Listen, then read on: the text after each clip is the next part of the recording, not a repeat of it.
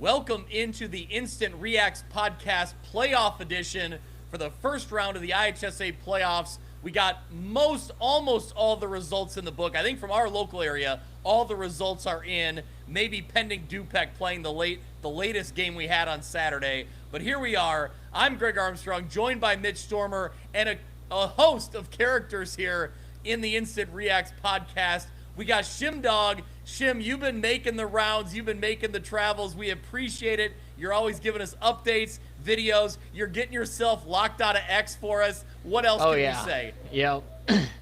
What was that? What else can we say, man? You're doing it all. Yeah. It's been a wild last 24 hours for sure. All right. Well, we'll talk to Kyle Kampmeyer in a minute. I was walking the sidelines. I was walking the opposite sideline with him, but we'll get into that in a little bit. But we were both at the same game. But Mitch, you were in the command center today. You're following along. So welcome aboard, my friend. And then we'll get into the Western Big Six and the results from there. Where do you want to start? I mean, we can talk through some scores quick. We can jump into today's results. We can talk about Friday. You tell me where you want to go here first. Let's give all the results for the Western Big Six, and that's a little bit of a tease ahead. We got Grant Dalstrom, the play-by-play voice of the Moline Maroons here, a first time around the show in Week 10 of the high school football season. So Mitch, give us the results, and we'll welcome in Grant and get his takes. All right, we can do that. Let's start Friday. 2 games on Friday. I feel like we're going to be talking about this one quite a bit, and Shim had probably the video of the weekend from this one. In 4A, you had the 6-seed Geneseo defeating the 11-seed Rochelle 16-14 on a game-winning 31-yard field goal as time expired. In 7A, also on Friday, you had the 3-seed St. Charles North. That's a really, really good football team. They beat UT. UT's first time in the postseason in 24 years, but it was St. Charles North winning 42-12. Moving on to today's action as I try and scroll through all of my notes. I will probably miss somebody. In 4A, you had Sterling going to Coal City. Coal City, a very, very good tradition-rich football program there. They are the 5-seed. They win 49-7 in that game. In 6A, you had Quincy going up against Crete Monet. This game was insane. 107 total combined points. In that one, it was Crete Monet winning 73-34. And you had Moline, the 5-seed, blanking Andrew 28-0 in that one. Did I miss anybody? I don't believe so. So we'll welcome in Grant Dalstrom, the voice of the Moline Maroons for QC Sportsnet. First of all, Grant, welcome to the Instant REAX Podcast, and I'm sure it was a fun day at Browning Field today. Yeah, thanks for having me. Glad to be making my debut tonight. It definitely was a fun day. Both teams really packed the place. Andrew, their fans traveled well. They were loud. Moline always fills up Browning Field, and it was a little chilly, but it was a good environment and a fun game to be a part of. Yeah. What did you know about Andrew coming into that one, and what did you see play out in Moline today? Well, we knew their quarterback was really good, and he was fast, and he showed that they were a big team as well. Moline kind of struggled to find their typical run game that they have, at least kind of early. It took them a while to make some adjustments. But Andrew had good size up front on both sides of the ball. They had good speed as well. But I think Moline stuck to their game plan throughout the game, and as things went on, it was kind of able to even out a little bit to a point where they settled in enough to take control, and they kept that control for most of the game. Yeah. I really felt like going into this week in a matchup where they were the top seed at home, I really felt like if I wanted to be confident about Moline moving forward, they needed to kind of come in and have maybe not a dominant win necessarily, but you want a comfortable win, right? You want to know that you're the top seed and you took care of business without any scare. It seemed like that happened from what I saw. What did you see today? Did you feel like it was a comfortable win and they can leave this one confident?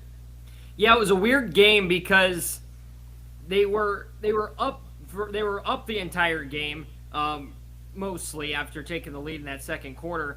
And although they were only up 1-2 scores until they kind of broke it open late, it never quite felt like it was very close because Andrew never really reached the plus side of the field, at least not very often. They turned the ball over 5 times. So even though Moline didn't capitalize on a lot of Andrew's mistakes or maybe not play their best game, it still never got worrisome. That anything was turning over the wrong way.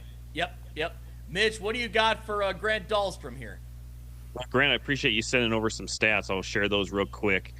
Sophomore quarterback Kason Ponder was 5 of 8 for 92 yards, added a rushing touchdown.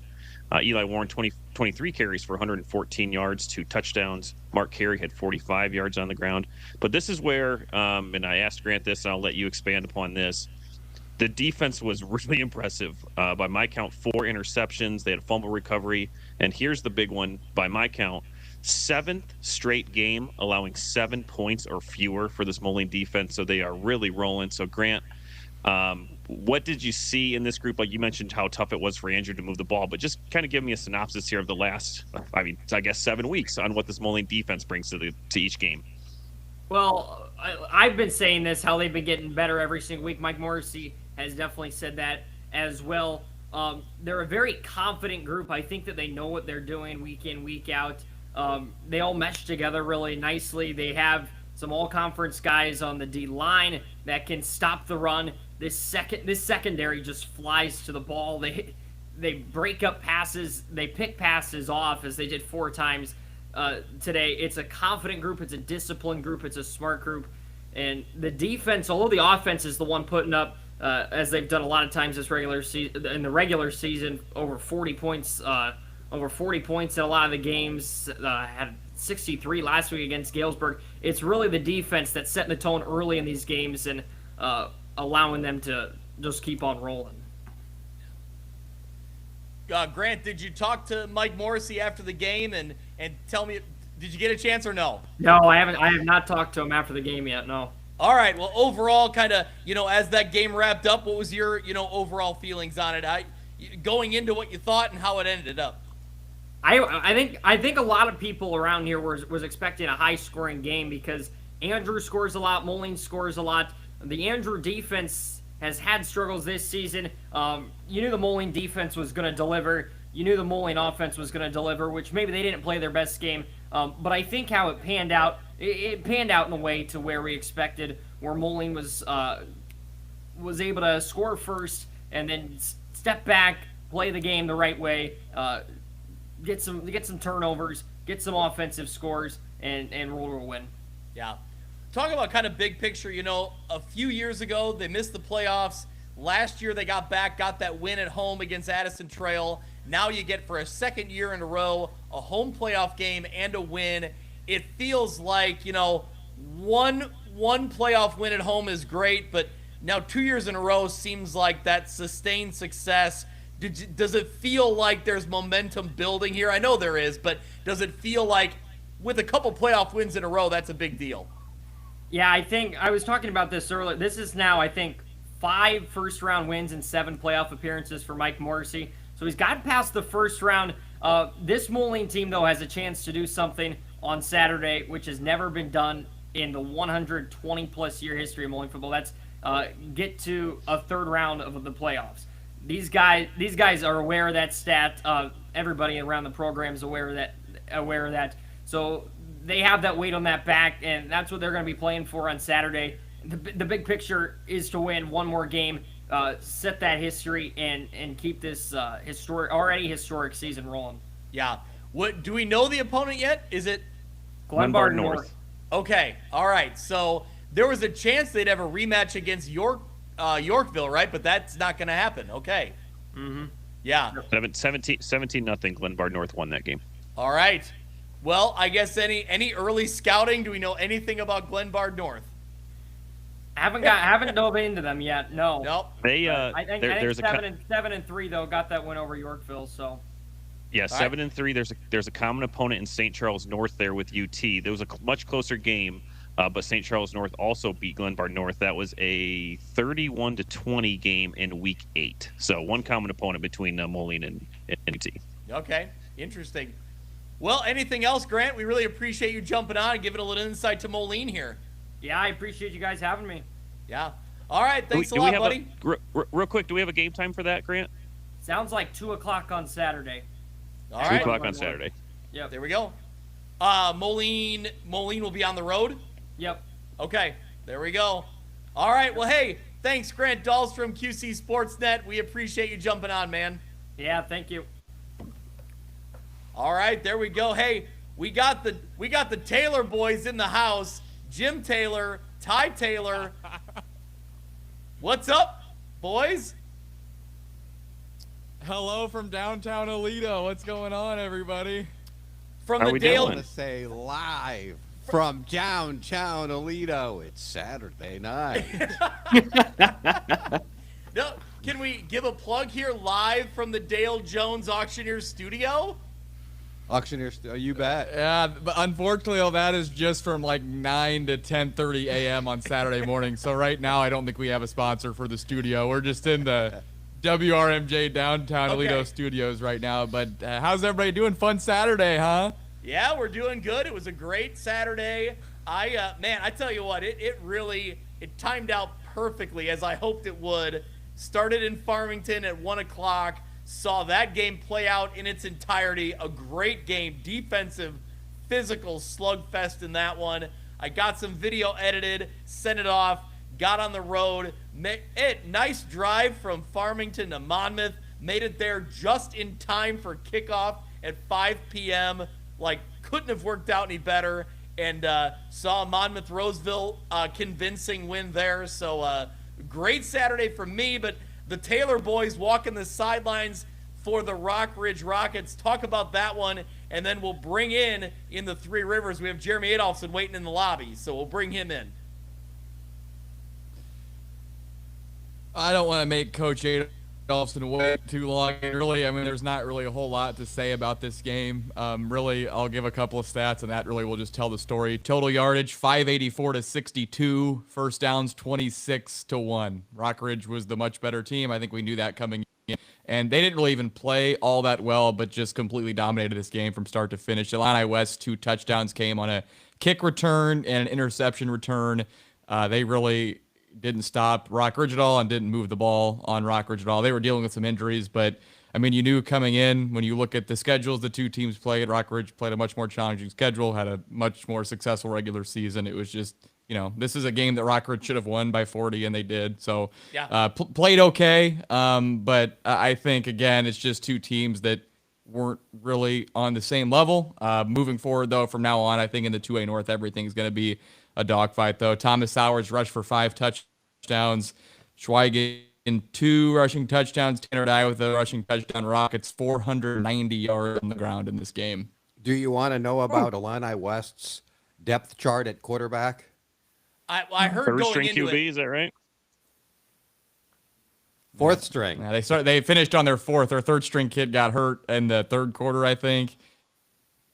Running back got hurt late in the second quarter, so they were like playing, you know, with a skeleton crew at the end. But yeah, it was just, I mean, like I said, a performance that Rockridge put out there that I think most people kind of expected this game to go. I will give credit to Illini West, though. I mean, those kids played really hard, and there, of course, was a lot of adversity for them just with the, you know, kind of talent that Rockridge has, plus as shorthanded as they were playing. But this was a game that really, I mean, wasn't competitive at any point. It was just kind of a Rockridge dominating performance. So, yeah, credit to the Rockets. But like I said, you know, you got to give credit to Illini West. In the face of all that, those kids did play hard. So credit to them for that. All right, well, we'll talk. 490 rushing yards. Shout out to Godfather's Pizza Silvis for providing those boys with the pizza. That's right. That's the fuel we need. All right. Well, we'll talk a little bit more about that game and kind of what's next for Rock Ridge, but I really want to bring in Jeremy Adolfson, the head coach of the Monmouth-Roseville Titans. They get the convincing win tonight over Mantino. There he is, Coach Adolfson. Can you see us? Can you hear us, Coach? I can. Can you hear me? We got you loud and clear. Gotcha. So you're joined by the cast of characters here on the Instant React. So, you know, get ready. We're going to be peppering you with questions. I love it. I love it. All right.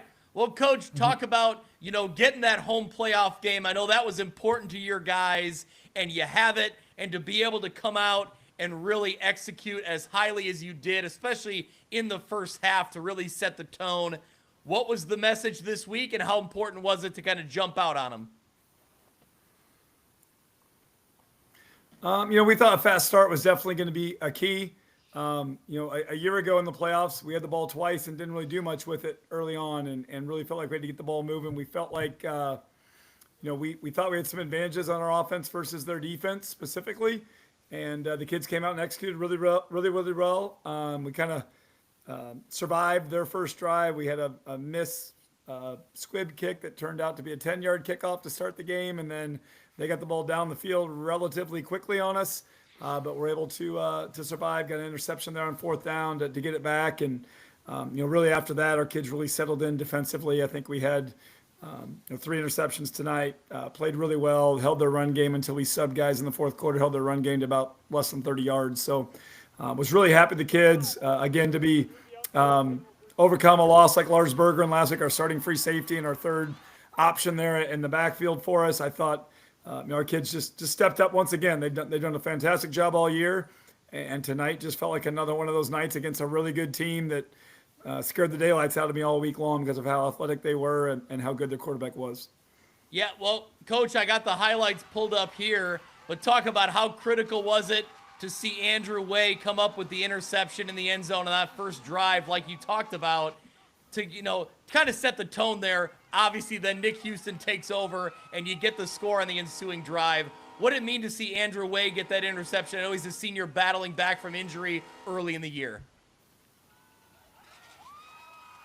Yeah, it was huge. I mean, a couple plays before that, they actually scored, and on a 4th down and 2, I think it was, and it was called back for a hold, and so we got kind of second life there. And then Andrew made a great play to stay with it. He was the one I actually thought it was Nick Houston live, and then I was corrected later on that it wasn't him.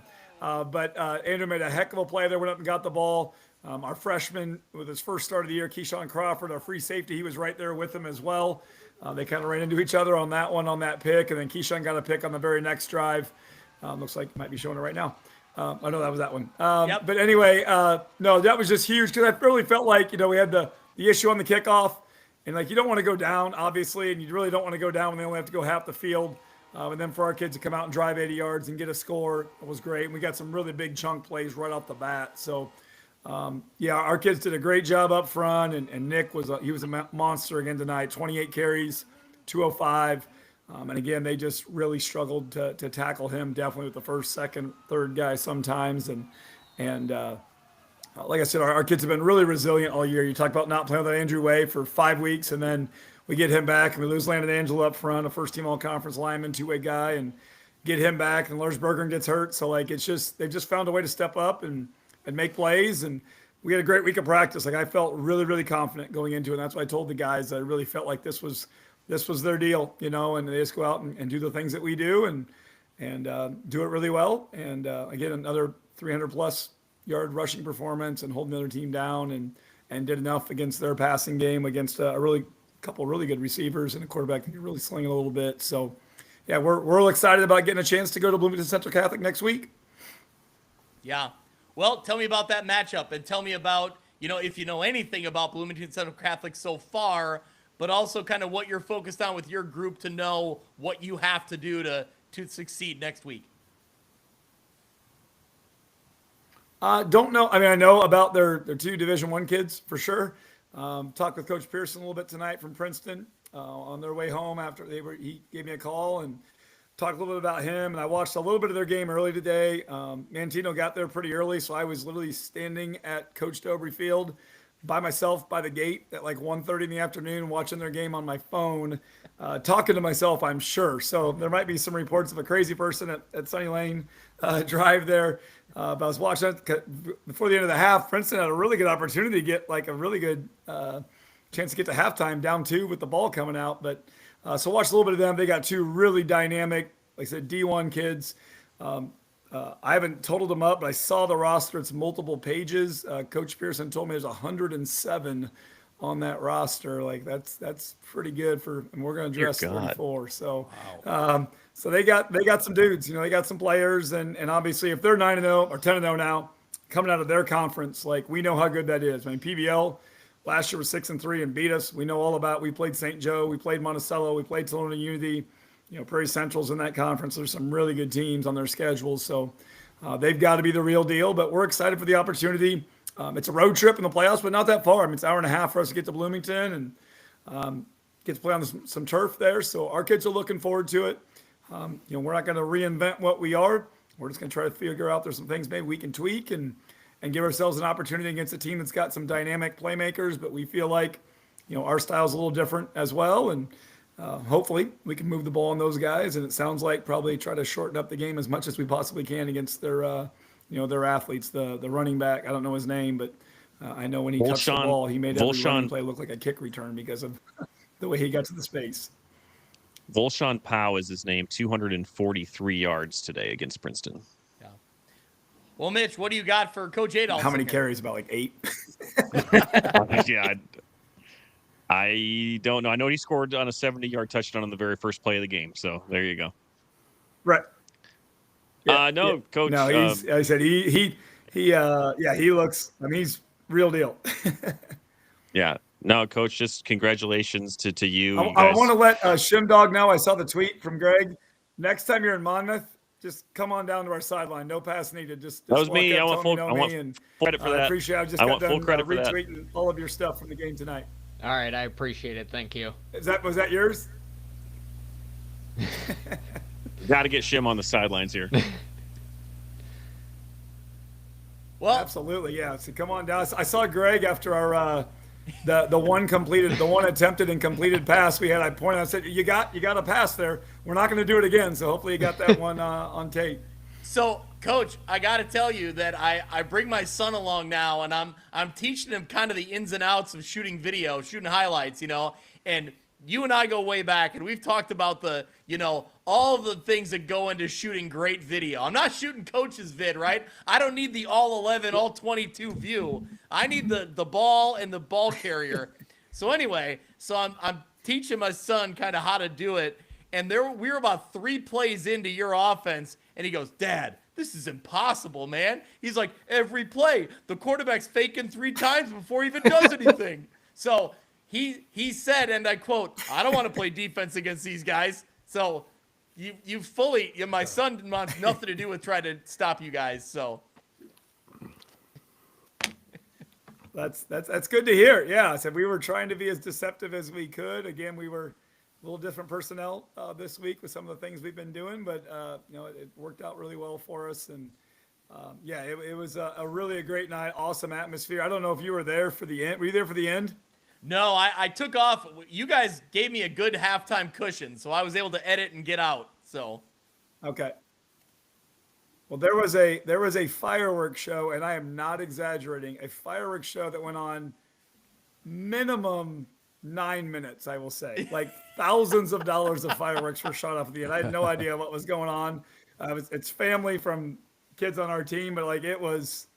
I mean, July 4ths in random communities would probably like to have that show. I thought it was done, so I started talking, and they started firing them off again. But it was, just a great night for our guys. A lot of big smiles on their faces. They were really excited, and for a lot of them that were there last year with the heartbreak with 20 seconds to go, I'm sure, a win is always great, but kind of felt like a little vindication there to get that one and move on to round 2 and get win number 9, which puts them tied. We had 9 in 2018, made the quarters. So we're trying to go up that elusive 10th win. No double-digit victory seasons in MR history, so looking forward to it. Yeah. I heard on Sean Temple's postgame show it was a trip to Hannibal, Missouri to stock up on fireworks for whoever it was that fired them off. So they weren't messing around. They had it ready to roll. No, it was, like I said, I thought there was a few. I was like, oh, that's cool. And then it was like, and it kept going. And then it kept going. I was like, this is great. Of course, I'm a psychopath, so we're up 39-0. We missed the extra point, so that disappoints me to not get to 40. Tyno's about 39-0. We got 2 of them now, and then they end up. I do. And, of course, they're moving the ball. They got their guys, and they're trying to get another score with their guys for the season's over. But I'm frustrated with some of our guys, so I'm losing my mind. I finally walked down to my seniors and my starters. I gotta hang around happy guys because I'm unhappy for some reason right now. And then during the fireworks show, my quarterback, Clay Castile, he's pointing at me. And I said, well, this helps. I'm back. Now I'm back. Yeah. I'm happy. We won. The insane coach part of me has forgotten the last 5 minutes or 7 minutes of football there when we subbed. But yeah, it was quite a spectacle. there. And then tonight at my house, we got the coaches over and some family and some friends. I got my daughter's got, I think, 3 or 4 friends that are running around playing tag. They just got yelled at, so they wouldn't make too much noise out in my hallway. So I'm not my normal spot with you guys. Got a little construction going on in the house and a full house. So I'm kind of hiding out in the bedroom. Well, I had to tell you that I already asked if you could be on the Instant Reacts to your wife on the sideline tonight. So she already said it's good to go. She said there'll be a lot of people over, but he'll be able to get on. Oh, yeah. Well, hey, no, she told me, because I said, are you on? Like, well, they haven't said anything yet. And then she walked by. I said, oh, no, he already asked me, like, you're going to be on for sure. So, no, that's a good feeling. Because, again, if we're not winning, you don't want to talk to me for sure. So I'm happy to be on anytime I can be. Well, speaking of happy guys, let's get in Ty and Jim Taylor. They know the track better than anybody. What do you guys got for head coach Jeremy Adolfson, the Alito Green Dragon? You know him well. That's right. So I was going to say, Coach, really a testament to you, your kids, and your coaching staff, coming back from week 8, right? Kind of a letdown where, it was a big Showtime game, and your kids came back in week 9 and an impressive win over Newman, and then you open up round 1 of the 3A playoffs with a win tonight. So tell me what happened after week 8. That loss to Rock Ridge, kind of regrouping, and the kids apparently and the coaching staff refocused. What do you think about that? Yeah, I think that, Rock Ridge is awesome. Like I told people, if we played them 10 times, I think we can beat them a couple times, but I think they're better more times than we're going to be better than them. And honestly, that night, you're getting your tail kicked in there on the scoreboard for sure. And so I was kind of trying to pump up my kids at the end of the game. Several of the teams I'm walking up to them, and we'd sub some guys out and just trying to make sure they're okay.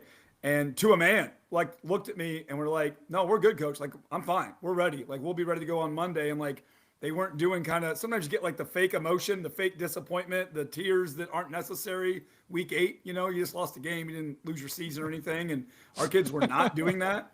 And then sure enough, the next week they came back and played really well. Senior night against Newman, who was, terrified me because of how good we knew they were. And, multiple kids, they were interviewed afterwards on the radio up top on senior night, and multiple kids said that they thought the loss was good for them. They kind of were getting that feeling of invincibility, and then were brought down to earth really quickly and were able to refocus and come back and then were really able to play well. And then again this week too, they've just they've found a way to overcome whatever we've been missing. They found a way to overcome what I thought was going to be a major issue this year, just our complete lack of team speed and not near as deep as last year. And they've shown up week in and week out, with the exception of the Rock Ridge game. But I think that's a lot more, as I told them that night, it's a lot more probably Rock Ridge and me than it was them. They've answered the call every single week, and really, really, excited about that. I think Rock Ridge is the real deal. Coach Graves and I were texting actually just within I didn't think of the time, but probably within a couple hours of his game today about our opponents and what's coming up and what's going on. So, it was, you hate losing, and you definitely hate losing like that, where things like snowball so quickly on you in a short period of time. They're in the second quarter, but again, you sure hope that this is the kind of resolve your team has, and they have it. And again, they've done it all year. When Andrew Way goes down with a knee injury at the last moments of July, and that like one of the dudes you're counting on isn't going to be there, and they just got off the bus and got rolling at Mercer County and throughout those first few weeks before he could get back. And they've just proven they can do that time and time again. And those are the kids you want at this point. I heard you guys talking about to Coach Murray today about the run in 12, that, you got to do this stuff. It's very rare to have your best guys all the time ready to go.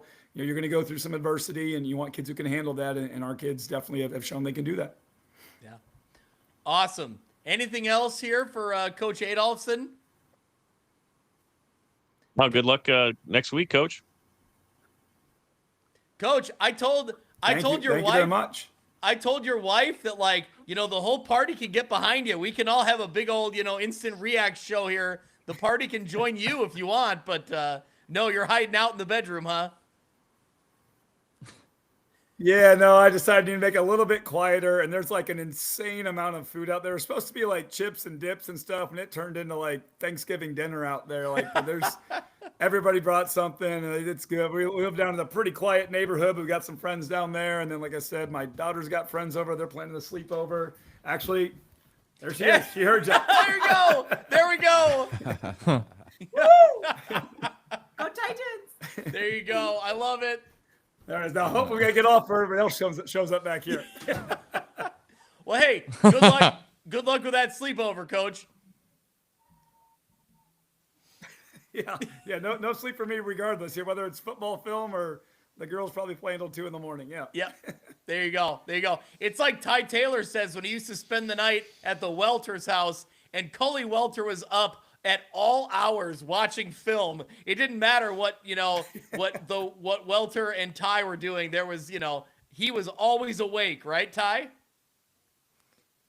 Oh yeah, we could play Mario Super Sluggers as late as we wanted to because we knew that Tyus's dad was not gonna be sleeping, so it was okay. Absolutely, I can definitely relate to that. Yeah, sometimes my daughter, she's 6, she gets away with a few things.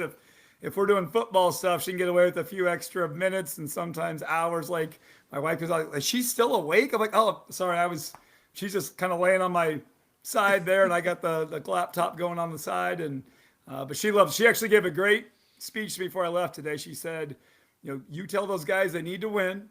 They need to pay attention and do what they're supposed to do, and no jacking around is what she told me to tell them on the way out there. So I think she's heard myself and my dad probably talk too much about football, but no jacking around was the key component for tonight. Because last year when we lost, she came up to me crying saying, "I told you to tell them to win." And so she was very disappointed that game. So much happier tonight when she ran out on the field. Love it. Awesome. Well, hey, Coach, thanks for taking more than a few minutes, but thanks for stopping in. We really appreciate it. Thanks, Coach. Appreciate it, guys. Have a great show. Good seeing all of you. Thank you. So there we go. Jeremy Adolfson from the Monmouth Roseville Titans. They get the win tonight. Mitch, we go through some other scores here. We've talked about let's go through. Let's go through Friday. We'll talk Big Northern real quick. Yep. Then we need to get Shim talking about that Geneseo game because he was there, and then Kyle's going to dominate the rest of the show talking about everything NUIC. So let's get some of these other schools out of the way. All right, read us some scores then.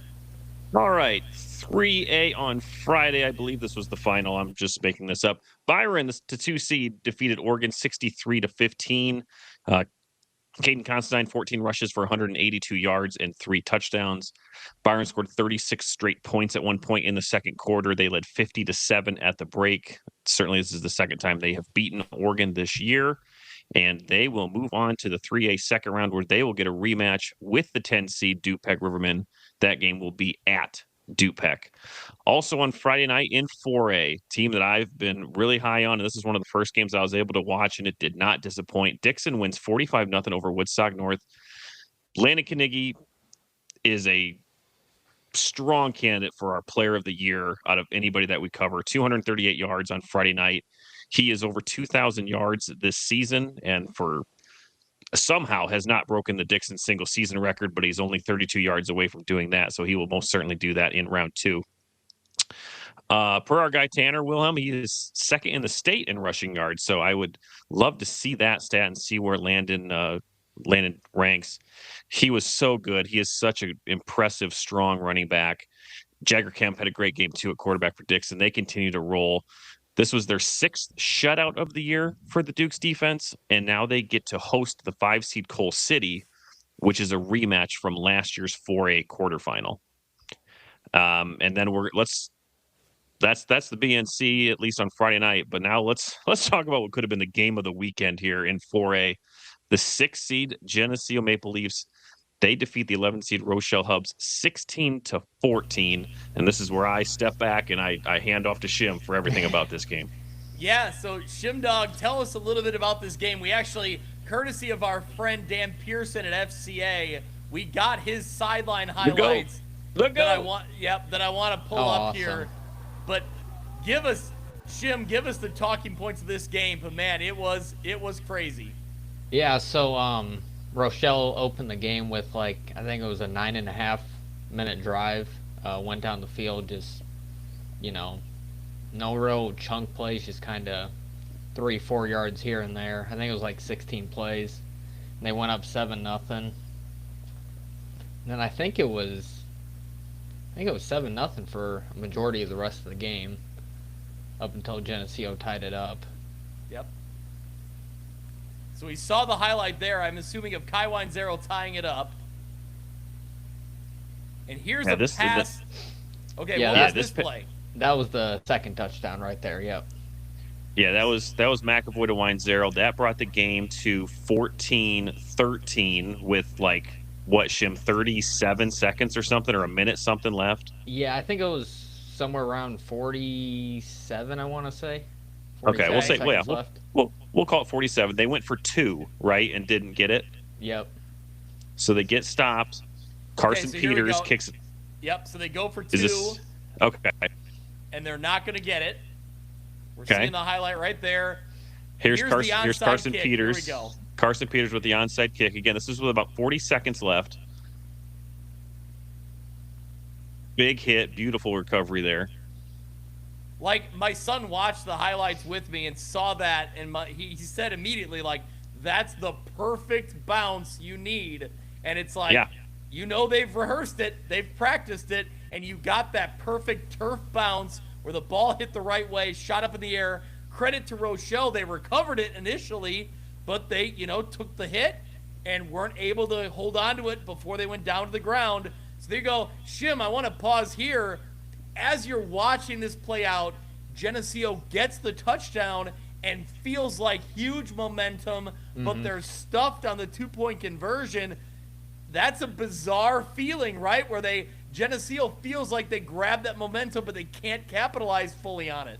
Yeah, there was a weird moment right before. I don't remember which team called the timeout, but it seemed like they might have switched what they're going to do. Like, I think they might have been going for the extra point and then decided to go for 2, or... Yeah. So Geneseo, they needed an extra point to tie it, but went for 2 for the win. Yeah. And didn't get it. So then they, like we've just said, they get the onside kick. And now here we go. The kick set up. Is it Carson Peters, Mitch? From 30. I believe this is 31, I think. I think it was 31. Okay. Knuckleball. Bang. Yep. And it coasts through. And I will say, like, it wasn't perfect, but it was far enough. It got Look through at that there. camera work. Oh, my God. I love it. Yep.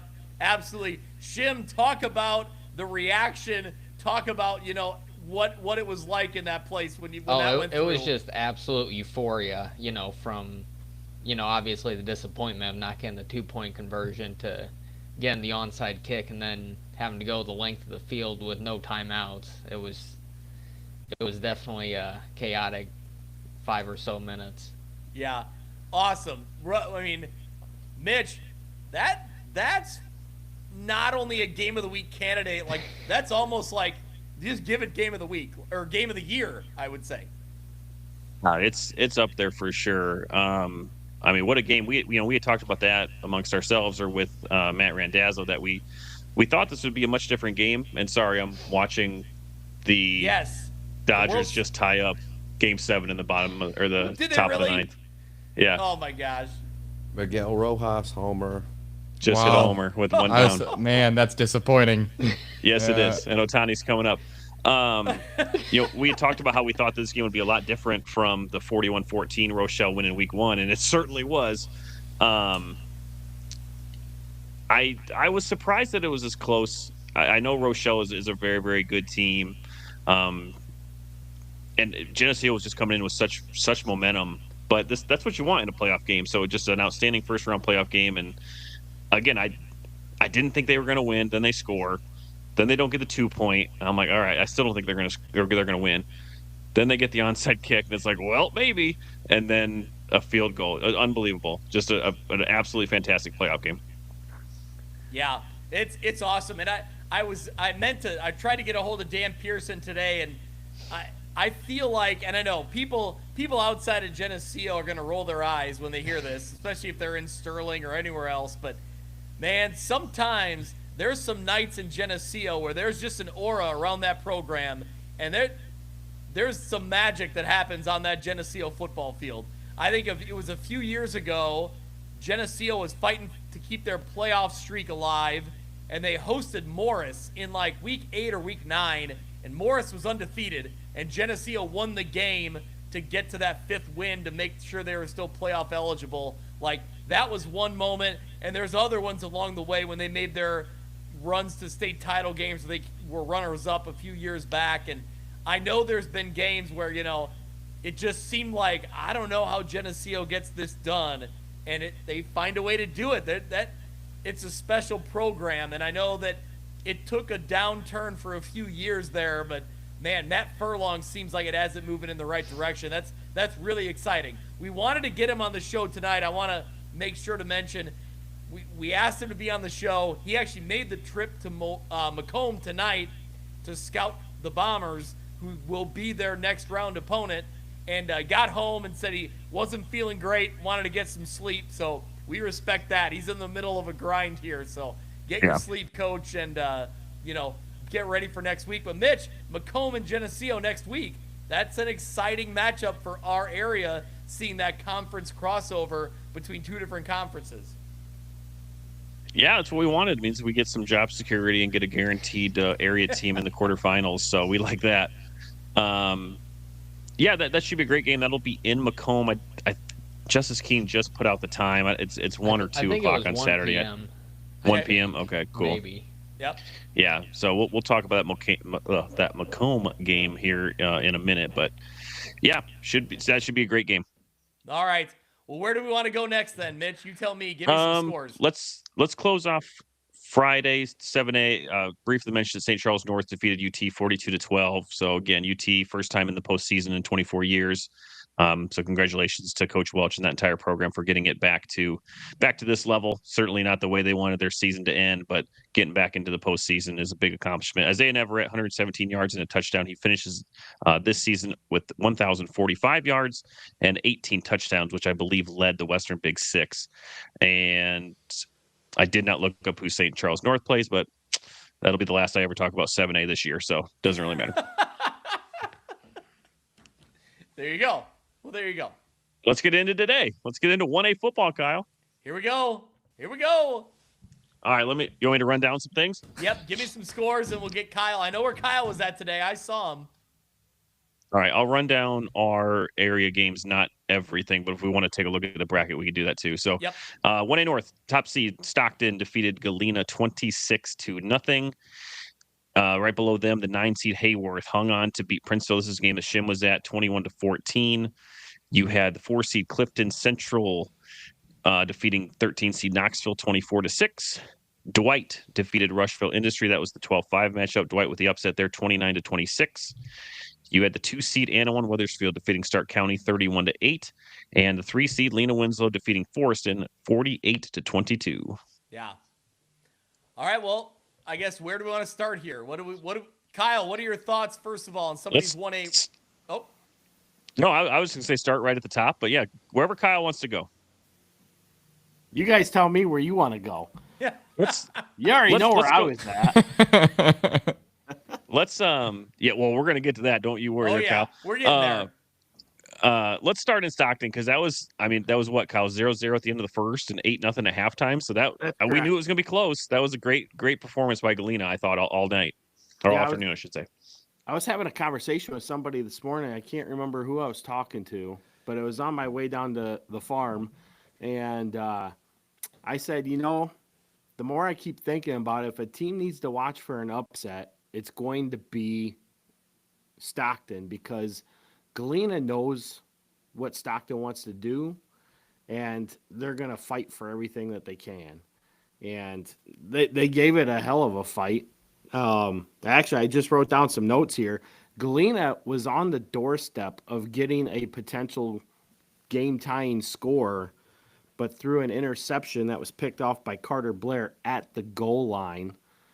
And then that changed the tide to lead to, the 3 additional touchdowns that Stockton put up. But, hats off to Kyle Knight. Obviously, Galena went in as a severe underdog and put up one great fight for that game. And that was another conversation I had. I mean, no disrespect to anybody, but that was going to be the toughest game Stockton was going to have until they reached the semifinals, provided that, they stay healthy and take care of business. But, I was talking to an assistant coach for Stockton on my drive back from the farm, and he stated that Galena is easily one of the top half of the teams in Class 1A, and he was just disappointed more in the fact that, you got two NUIC teams facing each other in the first round, which we don't need to discuss that. We've talked about that. The playoffs are seeded the way that they are, and you got to go the direction and path that you're given. So, but hats off to Coach Knight. What a season for Galena in his first year at the helm. Yeah, I mean, obviously we hate seeing those rematches, right? Especially in the NUIC, because we know the talent, the teams, the high-level programs that come out of there.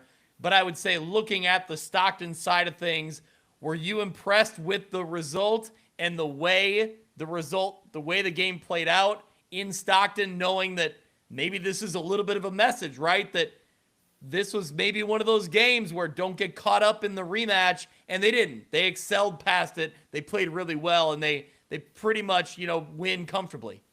Well, that's just it. I've had extensive conversations with Coach Downey at Stockton throughout the course of the season. Of course, we had him on our show here a couple weeks ago, and it's one of the things that has really been exemplified with this group of seniors. They know exactly what they're going for. The moment's not too big for a lot of them. A lot of them are state championship caliber wrestlers. If they haven't won state, they've been in that moment already. So it's not unbeknownst to them, that feeling. And, that definitely plays a lot into it. And, when you take a look at Stockton when they hit the field, they're not the biggest team by any stretch of the imagination. I think they've been the smallest team in every game that they've played with the exception of Dakota. But they're fierce, man. They fire off the ball. They're fast off the ball. They dominate the line of scrimmage, and that gets them where they need to go. But the better thing is like tough games, like their game with Dupek back in week 8, you could see where they were getting dominated early in the game against Dupek, but then later in the game, it was them pushing and fighting back. They have that wrestler's mentality, man, and they just keep going at it. Yep, no doubt about it. So definitely thought that ball was out, by the way. Yeah. So anyone watching the World Series along with this, Vlad Guerrero Jr. hit a ball, what, 400? WTP. How many feet? Probably about 20 feet shy of where it needed to go. So anyway. All right. Well, I guess what else? Lena Winslow wins convincingly. Yeah. Any numbers on that, Kyle? Yeah, I think I do. I think Coach A has sent me some stuff already. Let me take a look here. Oh, there it is. He sure did. Well, we'll start with Lena Winslow. Aiden Wild, 14 attempts, 124 yards. Alex Schlichting, 11 attempts, 147 yards.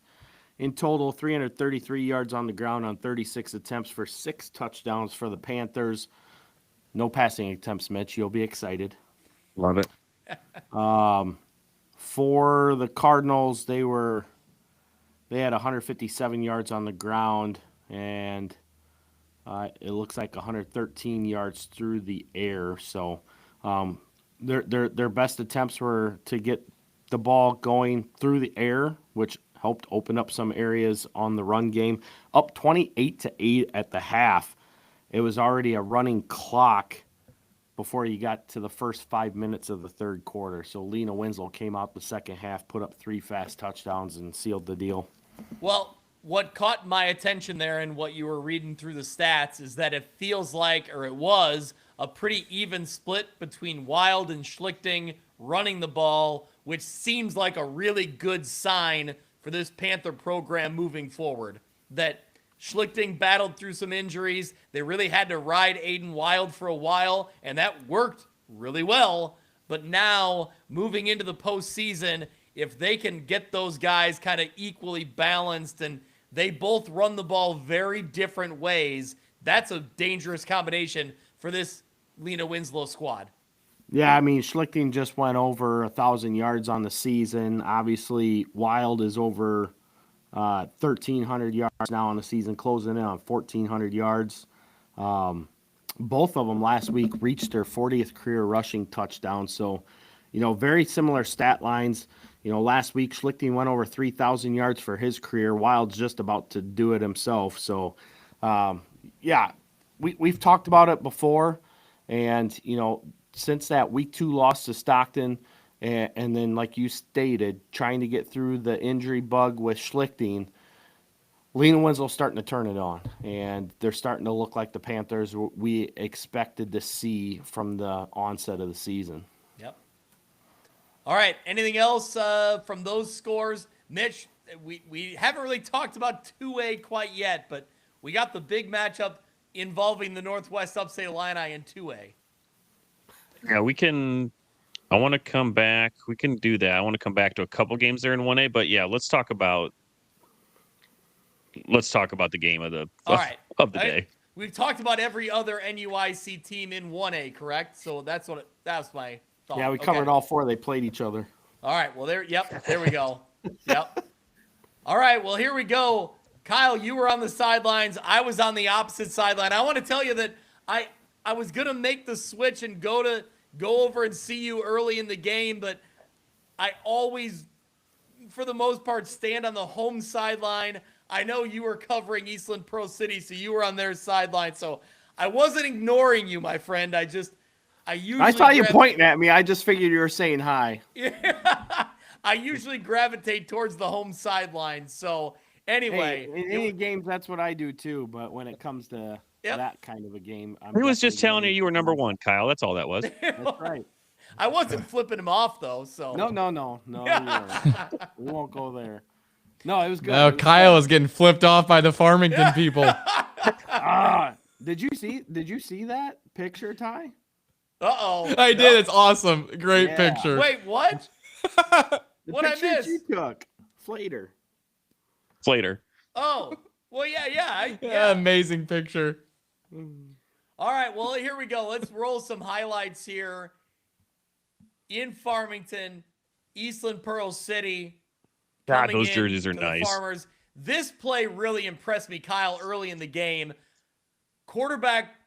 Freshman quarterback Carson Noy gets pressure, gets scrambled, rolls out of it, and it still finds his composure. And man, I mean, you find your guy in double, triple coverage. Boston Smith there to make the conversion, make the catch. Really impressed there. That sets up, they go to Jack Gronwald, direct snap. He punches it in. That makes it 7-0 in the first quarter. And early on, it felt like that Farmington offense was going to find some success, but I really give credit to the Eastland Pearl City defense for really clamping down, and they were very physical. And, Jack Gronwald said after the game, it was the most physical team they've seen all year long, and it doesn't surprise me. So we'll get to the highlights here in the third quarter. Careful, I got a Knoxville guy out there on Twitter who's rooting for Farmington because he played for Vallis when he was at Knoxville. So Noy throws the pass, the ball's fumbled, and it's Will Burchin picks it up, runs it in. Kyle, give me your thoughts at that point when you feel like Eastland Pearl City hasn't been able to punch the ball in offensively, but man, Will Burchin, a senior and experienced player, makes a huge play. They get the 2-point conversion. They're up 7. They're up 8-7. So I want to back up a little bit to that play that Boston Smith caught. Yeah. Okay. You had that 0-on-0. That number 0 for EPC was Brody Simons. He later went out of the game with what may have been a shoulder injury or an arm injury of some sorts. He was the one that was carted off on the gator from the EPC sidelines. He tipped this pass before Boston came down with it. So the defense for EPC was there, and Boston made one hell of a catch to stay focused after that tip to pull that in. That in itself also came, I think it was 3rd and 14, 3rd and 15. Yeah. Yep. So it was a critical down and distance at that. That changed the whole trajectory of that drive and that may have been actually 4th down. I can't remember off the top of my head, but it was definitely what I would call one of the key plays of the game right there.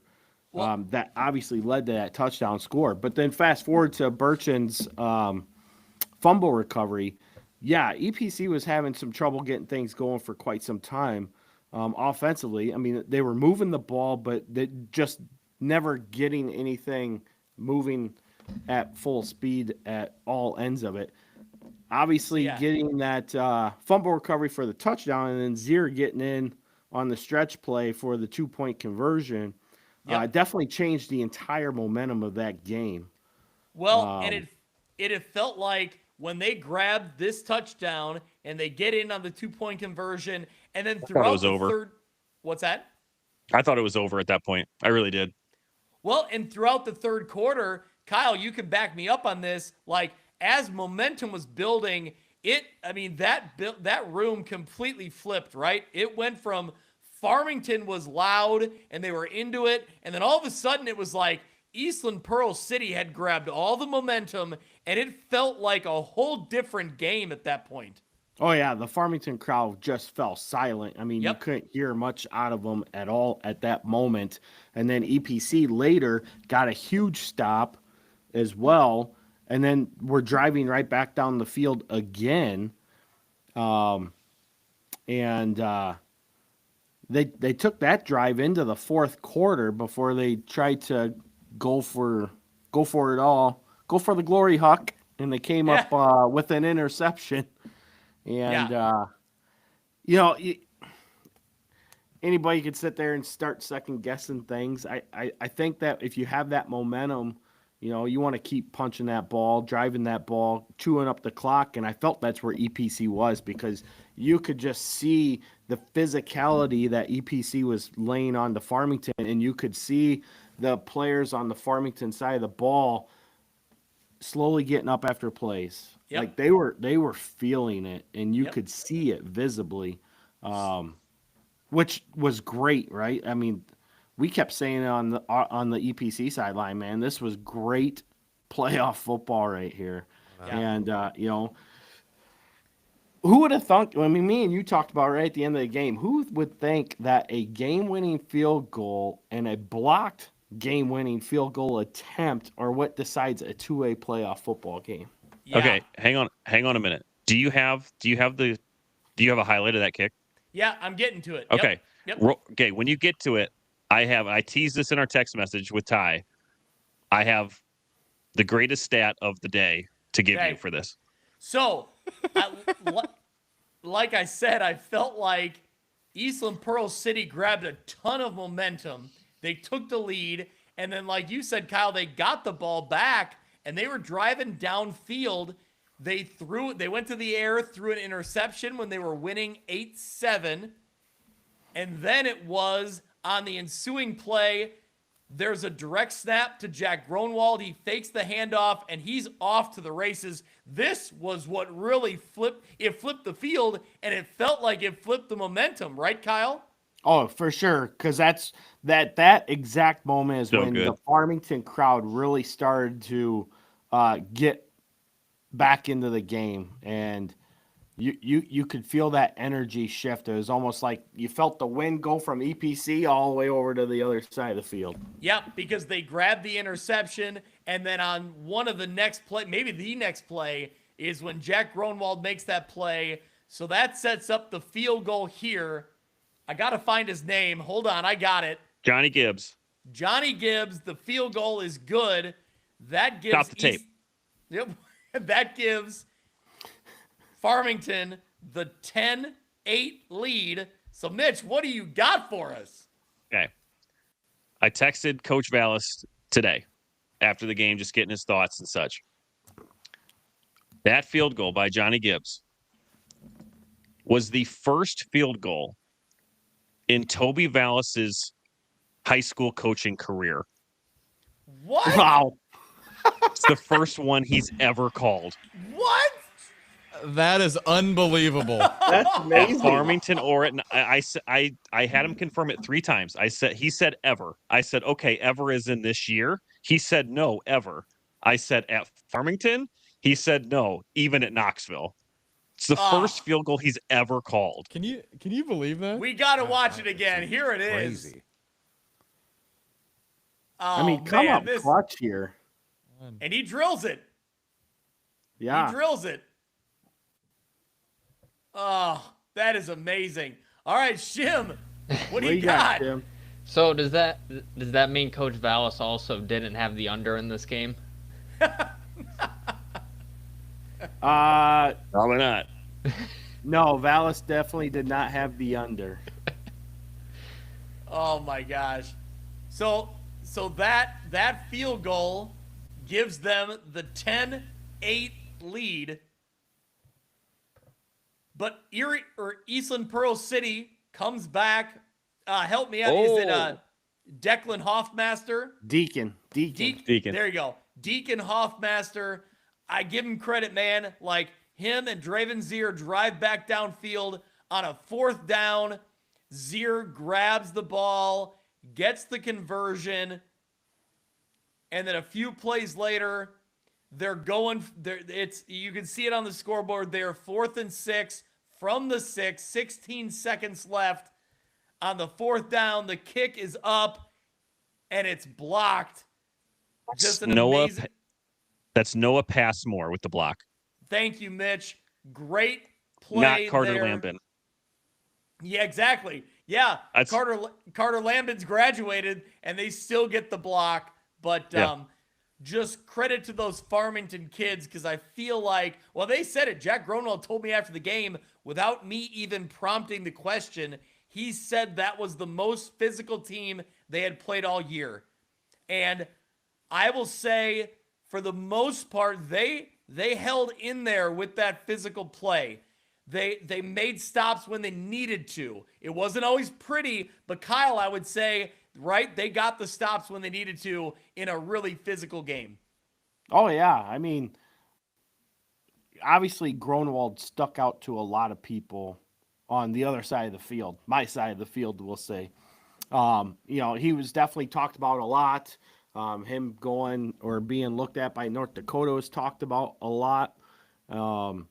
And there was a lot of different times where him, and I can't remember if you got the roster in front of you, but number 65 on the line, he had some big plays, and was able to just exert some ability to get into the offensive backfield.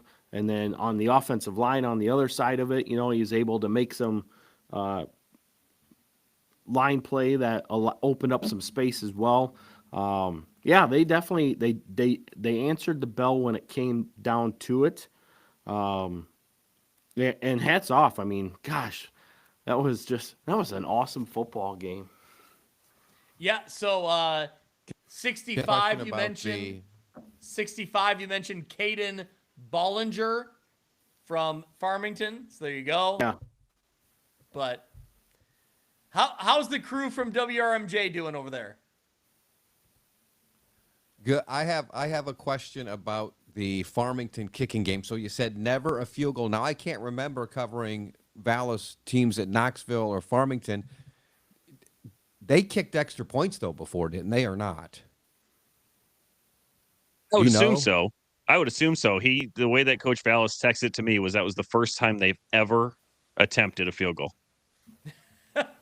Man.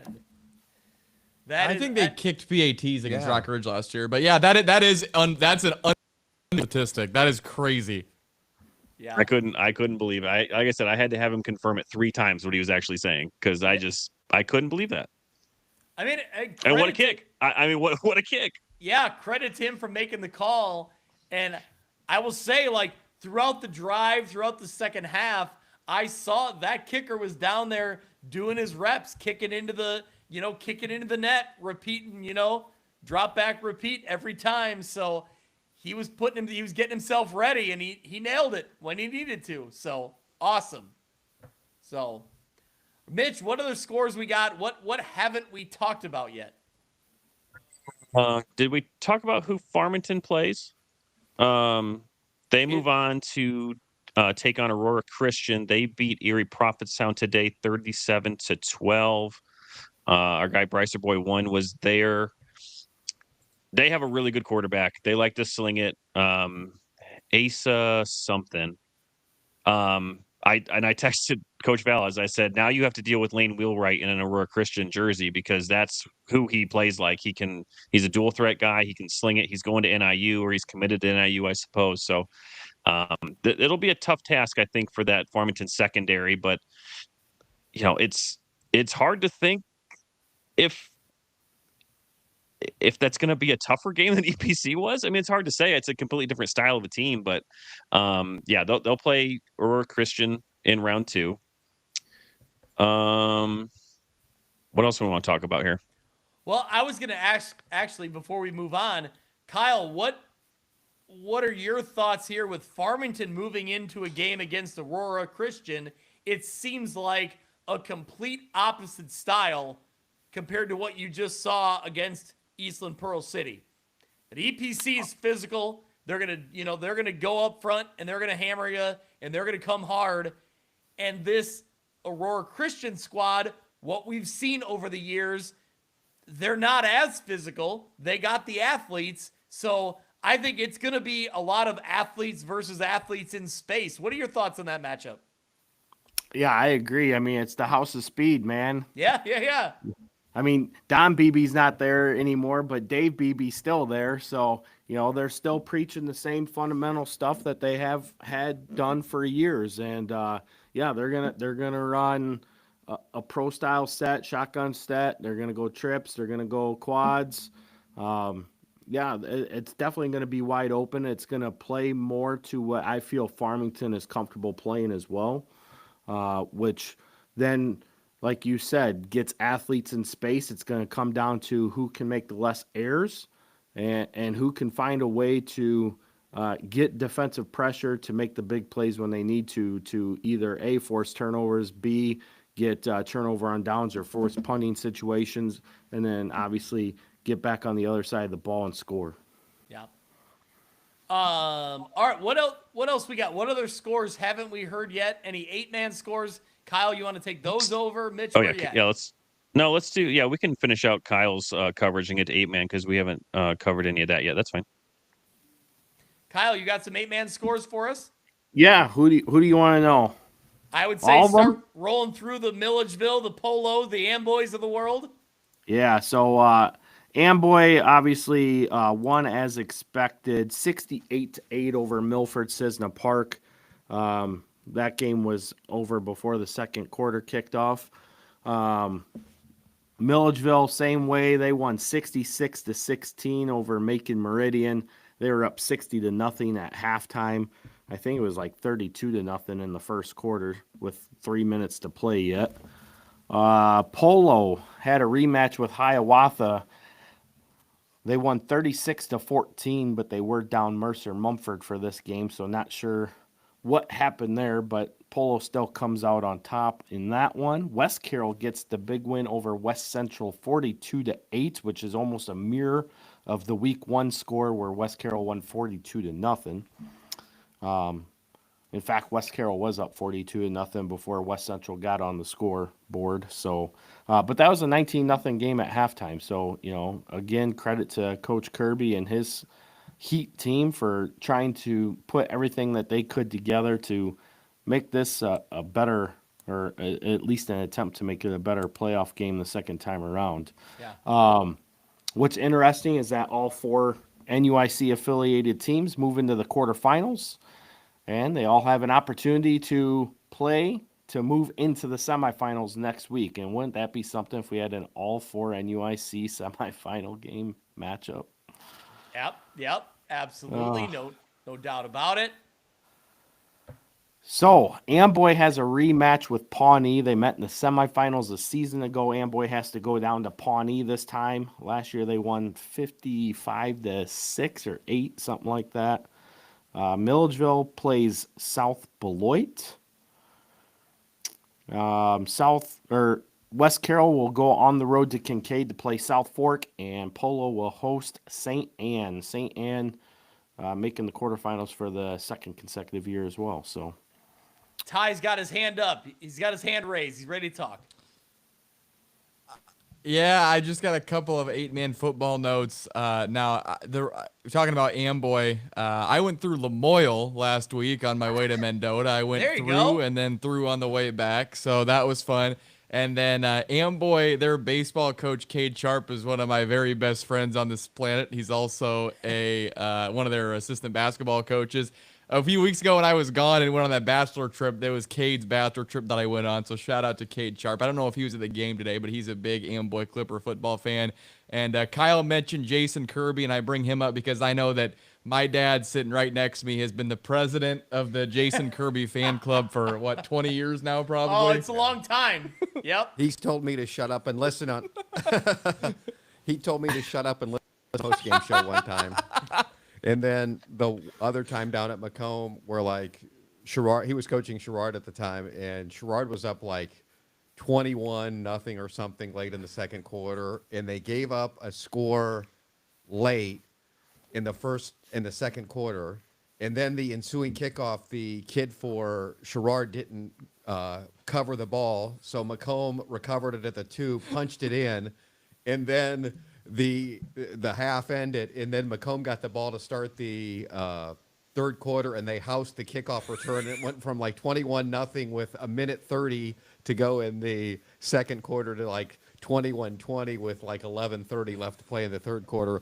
And he comes on in the post game, and he had his hat on. And so at that time, Macomb had 2 radio stations covering them, and one crew was to my right, one crew was to my left. This is the greatest story. So I said, hey, man, kids fought hard today. Had a couple things go wrong late in the second, early in the first. So he turns his hat around, like he has it on backwards, puts the headset on, and he just basically takes his forehead and leans it on the table, and then he gets up. So the Macomb radio guys are looking at me, and he goes, that was a high-speed come apart, Jim. So he had all the great lines, but he was such a joy to work with, and I'm so happy he won the 8-man title, because he should have won an 11-man title at Bureau Valley, but for the team that was called Addison Driscoll Catholic back in before they dissolved. But he ran into them in the 3A state title game, and that Bureau Valley team in that era was loaded. But he just ran into the wrong team at the wrong time. Let's not talk about it, Jim. Okay, let's just move on. Next subject. So Jim, I don't know if you realize that Mitch Stormer had to try to, maneuver that Bureau Valley defense as a quarterback in Morrison, and it didn't always go well for him, I don't think. No. It never went well. No. Yeah. Never. There you go. Now. So I was going to ask you, the Farmington, the Farmington Aurora Christian game is where next week? That is. Should be Farmington. They Yeah, both were they'll at be in home, and Farmington. Farmington seated higher. Yes, Farmington. Yep. Because I didn't know what type of home facility that Aurora Christian has. It looked awesome. I saw a picture They have of a, it. There's turf, yeah, they got a right? turf field. Their school's basically in an industrial park. It's almost like it's a warehouse, but the field is really nice. Facilities are great. My only Yeah, you get to have it at the farm instead. Yeah. Kyle, you going back to the farm? And just looking. No. Great. You know what? I had a great time going down there today. It was awesome. But no, I will not be there for that one next week. I don't know where I'm going. Byron at Dupek, maybe. I don't know. Okay. Might go see some 8-man action. I did see that Dixon hosts Coal City on Friday. Where will Macomb Geneseo be at? Are you sure that's Friday? I think so. I should say has that down as Saturday. We have Weather on the Go saying Friday, November 7th, 7 p.m. I trust weather on the go.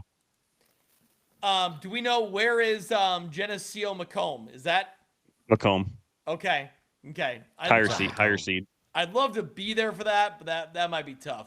But That's a nice field. That's a nice field too. Yeah. I was watching Bomber Sports Network today for some of that Hillcrest game. That's a nice facility. Absolutely. What do you got, Shim? I was just gonna add to what Mitch said, and I'm gonna agree with him. The IHSA had like 4 games that were wrong when they first put them out on Monday. So,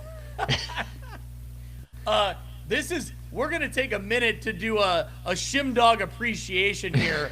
The Excel spreadsheet you put out there with all of the game times, where you can find them online to watch or listen is amazing. Like, I cannot tell you how beneficial that is. I know more than me. I know a lot of people appreciate that. So, job well done, sir. thank you. Yeah, I got a lot of good feedback on that. So It's incredible. It really is amazing. So, Jim Taylor, I'm going to put you right on the spot. What's your favorite playoff game in IHS, the football game you've ever covered? Your favorite high school football playoff game you've ever covered? Alito Carthage.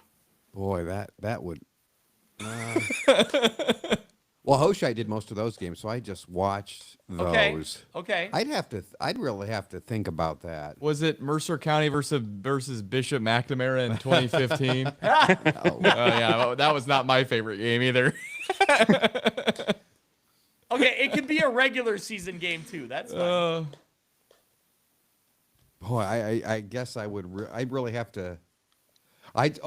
You want to say regular season game? Sure. I would say when Ty Taylor torched Toby Vallis in the Farmington Farmers when he was a senior. Torched is probably a little bit of an exaggeration. And briefly led the vaunted LTC receiving corps in yardage, but then got hurt like in week 5 against Stark County. Yeah, those Stark County friggin' mean mugging linebackers that year. Bunch of dirty. No, I'm kidding. But yeah, they were good that year. That's for sure.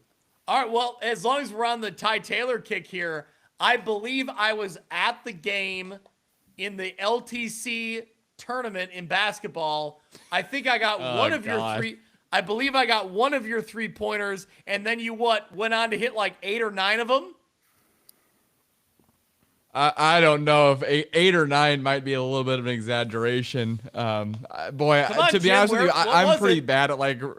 Yeah. Well, go to the Workins Cardinal Classic at Christmas time. His name's still in like the record book. Like he's tied for 6th with 6 3-pointers made. Okay. One of them's Colton Quagliano, I think. Yeah. Like last time I was there was like 3 years ago, and it is funny because you mentioned that I was maybe one of the most one-dimensional like high school basketball players of all time. I could shoot the ball pretty well. I couldn't defend. I could handle it okay, but I couldn't get to the rim. Just stick me in the corner. No. We luckily for me in the Lincoln Trail there were a lot of 2-3 zones, so I just got really fat on wide open threes on reverse passes. So my scoring average is probably a lot higher if we played him like any good. But thankfully in the conference season I gotta kind of get a bunch of easy wide open jump shots. No. So that's okay. That's what I was thinking of then. I know you said you had a record at some point in something, but what I remember was I was at a game and I had to leave at halftime, but you hit. I was listening to Jim on the call on WRMJ on the ride home, and you hit the 3-pointer to win the game. That's what I remember. There we go. I'm getting. It's all coming back to me now. I think that was against Rova Celine Dion? Williamsfield, I think. I'm pretty sure. I think Rova, that was, yes. And it was the 3rd place game, I think. Well, hey. Yeah. And Hall of Fame coach Bob Anderson at the time. Yeah. Yep. Well, I was there for the first half. So there you go. Yeah. All right. You What else? you left the 3rd place game of the conference tournament early. Unbelievable. I know. You know. I blame Randazzo. Absolutely. Yeah, probably. Yeah, no doubt about it. All right, what else we got here, Mitch? Have we given all the scores from our area? No, we Well, haven't we gone have through given- 3A yet. Yeah, we've Oh, gone yeah, through a couple. Dupek. Let's real quick. Let's go back to 1A because Shim's first stop of the day was that game was in Princeville, right, Shim? You went to the Hayworth in Princeville? Yes. Yeah, correct. And that was a pretty tight game. Anything that stuck out to you there watching that one? Hayworth got the win there 21-14. No, it was pretty balanced for the most part. They kind of went off the rails when they had that. I don't remember if it was an unsportsmanlike conduct penalty, but it just kind of derailed the game for Princeville. And they threw a couple of late interceptions too, right? Yes, They just couldn't. Yeah, correct. Yeah. So then Hayworth will get Stockton, and I don't think Stockton's going to have any sort of problem there. Yeah.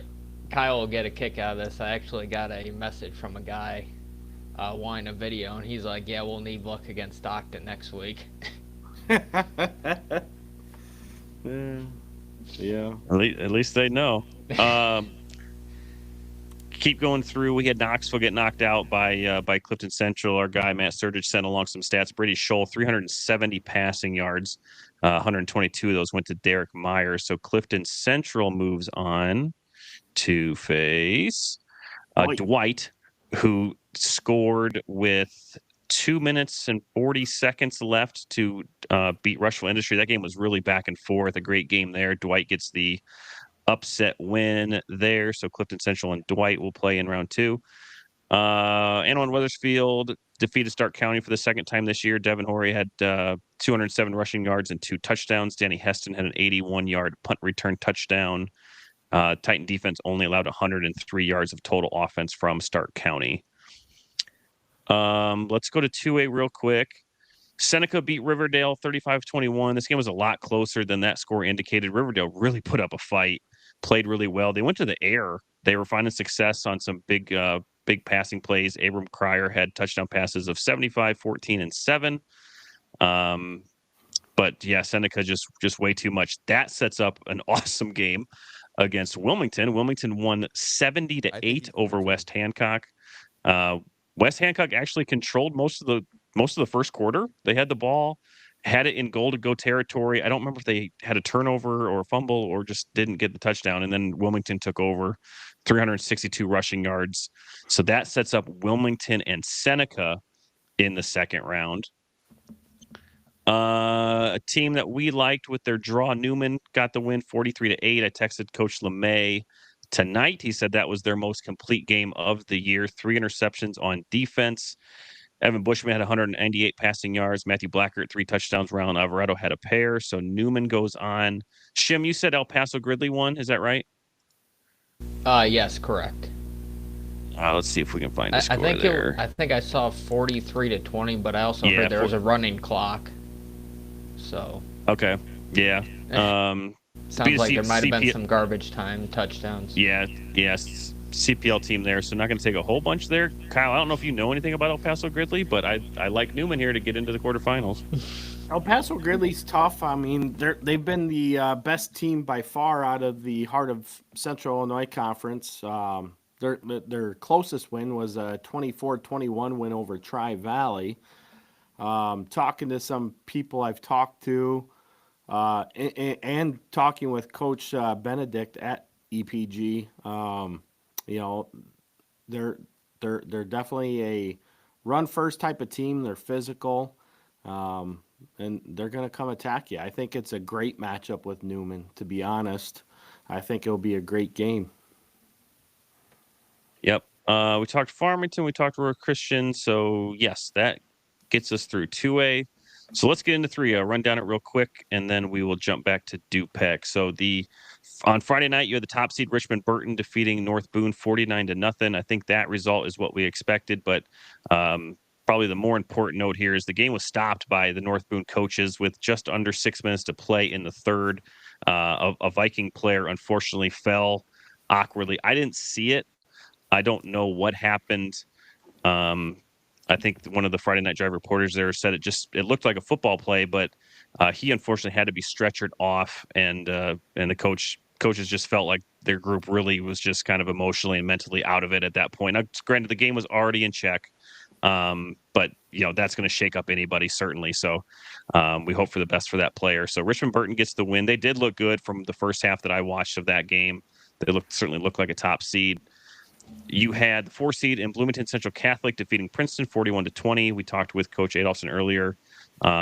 Saints running back Volshawn Powell, who's going to Illinois State, scored on a 70-yard touchdown on the first play of the game, 243 rushing yards. So that Titan defense will have their hands full. This was Princeton's first round loss since 2003. And certainly Casey Etheridge wraps up his historic career. He had 168 yards in this one. And we talked about Monmouth Roseville, their victory. Nick Houston had a big game, so they will face Bloomington Central Catholic.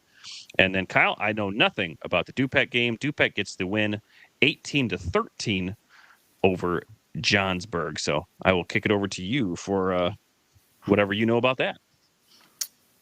Yeah, so Dupek scored on their first drive of the game to get a 6-0 lead. That lead would prevail going into halftime. In the second half, Johnsburg was able to get a touchdown and then a point after attempt to take a 7-6 lead. Dupek quickly responded with a touchdown of their own, again missing the 2-point conversion to take a 12-7 lead. In the fourth quarter, Johnsburg came down what I thought was going to be the game-winning touchdown. They scored. They missed the extra point to take a 13-12 lead. And then late in the fourth quarter, Lucas Rossau connects with Brady Moore from 22 yards out for the go-ahead touchdown. And I believe there was less than a minute left in the game when that score happened for the 18-13 win. And then it was just a couple of desperation plays by Johnsburg that netted into nothing.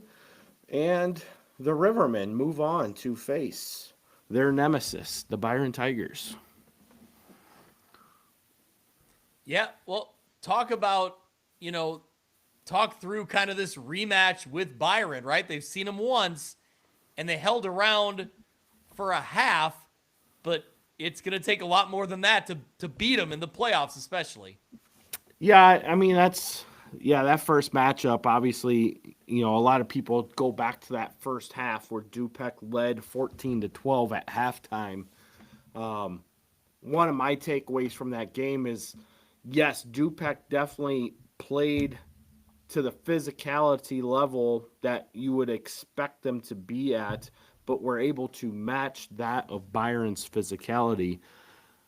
I still feel that Byron had the control of the game in the first half, despite not having the lead.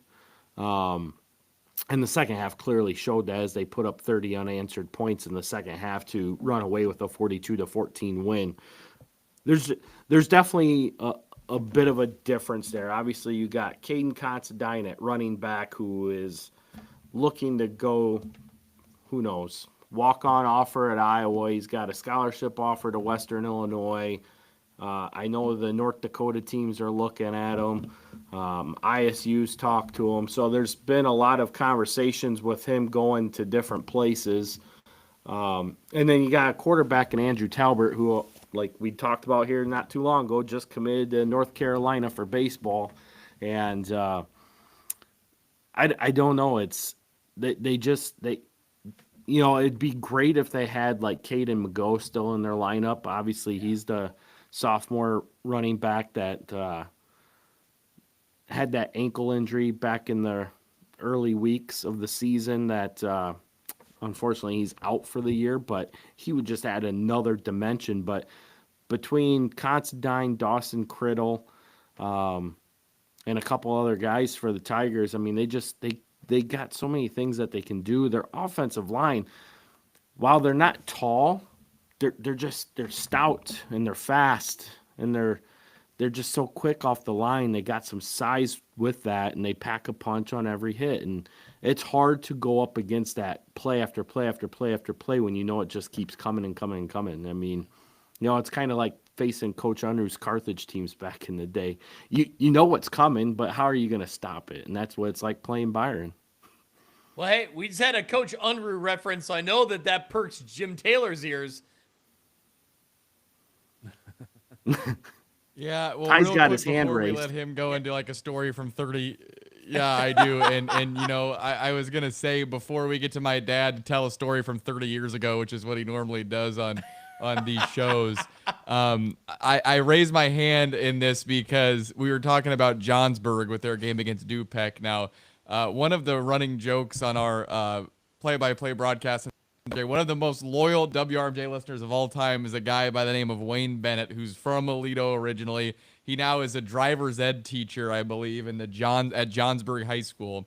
And he listens to WRMJ like throughout the day in the driver's ed car, listens to our broadcast every Friday night. And one of our like running gags is he always texts in the score updates from Johnsburg's game, the Skyhawks. Get him on the show next week. He might, and to be quite honest with you, he very well could be watching this live right now. But one of the funniest things that happened this year is he accidentally sent us a voice memo, like voice message, during the late stages of one of Johnsburg's games this year, where it was a close game. It was like a 2.5 minute, just unfiltered, him sitting there, standing on the sidelines, you know, going crazy, because it was a close game where they're like trying to kick a field goal at the end to win it. And there's like a flag that he was all mad about. And he's like, oh, come on, you know, but he doesn't know.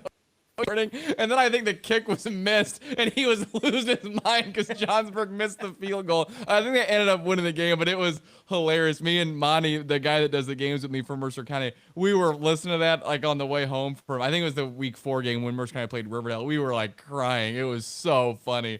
So, but he's a fantastic guy. You want to talk about Coach Unruh? We talked about him on the broadcast a little bit today. So a couple of things about Coach Unruh. He'd always say, you guys know this. He's like, we run 3 plays at Carthage: run right, run left, run up the middle. But he's a volunteer assistant for Coach Kirby at West Central. He's been like 3 or 4 years now. I don't know if you guys knew that or not, but he's on Coach Kirby's. Yeah, that's awesome. It's so great. So Jim, were you there for the epic like Carthage Aledo state championship game in, I'm not sure what year that was. Yeah, well, and if you remember, I think one of the most Aledo battled back in that state title game to win it. But if you remember, the one year Aledo had to play Carthage in round 1 of the playoffs because Carthage went on teacher strike. Okay. And they had to forfeit like their last 2 games or 3 games or something like that. So that was like a 9-0 Aledo team against like a 5-4 Carthage team that basically hung in the balance, where Aledo had to win in the first round of the playoffs. That was one of the better games ever played, really, that field at Pratt Memorial Field, a home game. Yeah. And that was Unruh against Welter, of course. Ty, how many times have you heard that story? Hundreds. Not by me. I love it. By Tab Almer. Yeah. He might be watching live right now, too. Oh, this is a complete side note, but every week my son and I listen to Sportsline on WRMJ, and we hear the intro. And the other day, we caught the intro part with Jim from the Alleman-Sherrard regional game. What year was that? 90, 2000, early 2000s? 2001. 2001? 2001 was that year. Yeah, Yes. and if you say what is the most, well, I had two most memorable broadcasts was because we get in these dumb debates. They say, what's the best team you ever saw play? And I always tell people, when Ethan Happ was a senior, the Rockridge basketball team was by far the most talented team I've ever seen. But you have one bad half or one bad quarter against a good team, and that'll do you in. That was one of the most incredible games I've ever seen, and they lost. And then the story, the parochial public debate is what will live on forever, and that was the year where Sherrard finished 3rd in the Olympic Conference, right, in basketball, behind Farmington and Macomb. And Alleman won the Big Six in basketball that year, and they had 2 transfers from the Sherrard School District. and they played at Alleman High School in the regional championship game, and Alleman got off to this great start. A couple of the transfers made some big shots, and then to credit to the Sherrard kids, they just battled back, and they won that night. And the incredible, like, just atmosphere and the pressure of that game was just, I'll remember it forever, and it's the 25th anniversary. Now, Sherrard went on and they lost in the sectional final that year, but people will still tell me I remember that game more than anything. So and Ty Taylor was there, Tess Taylor was there, Nikki Taylor was there.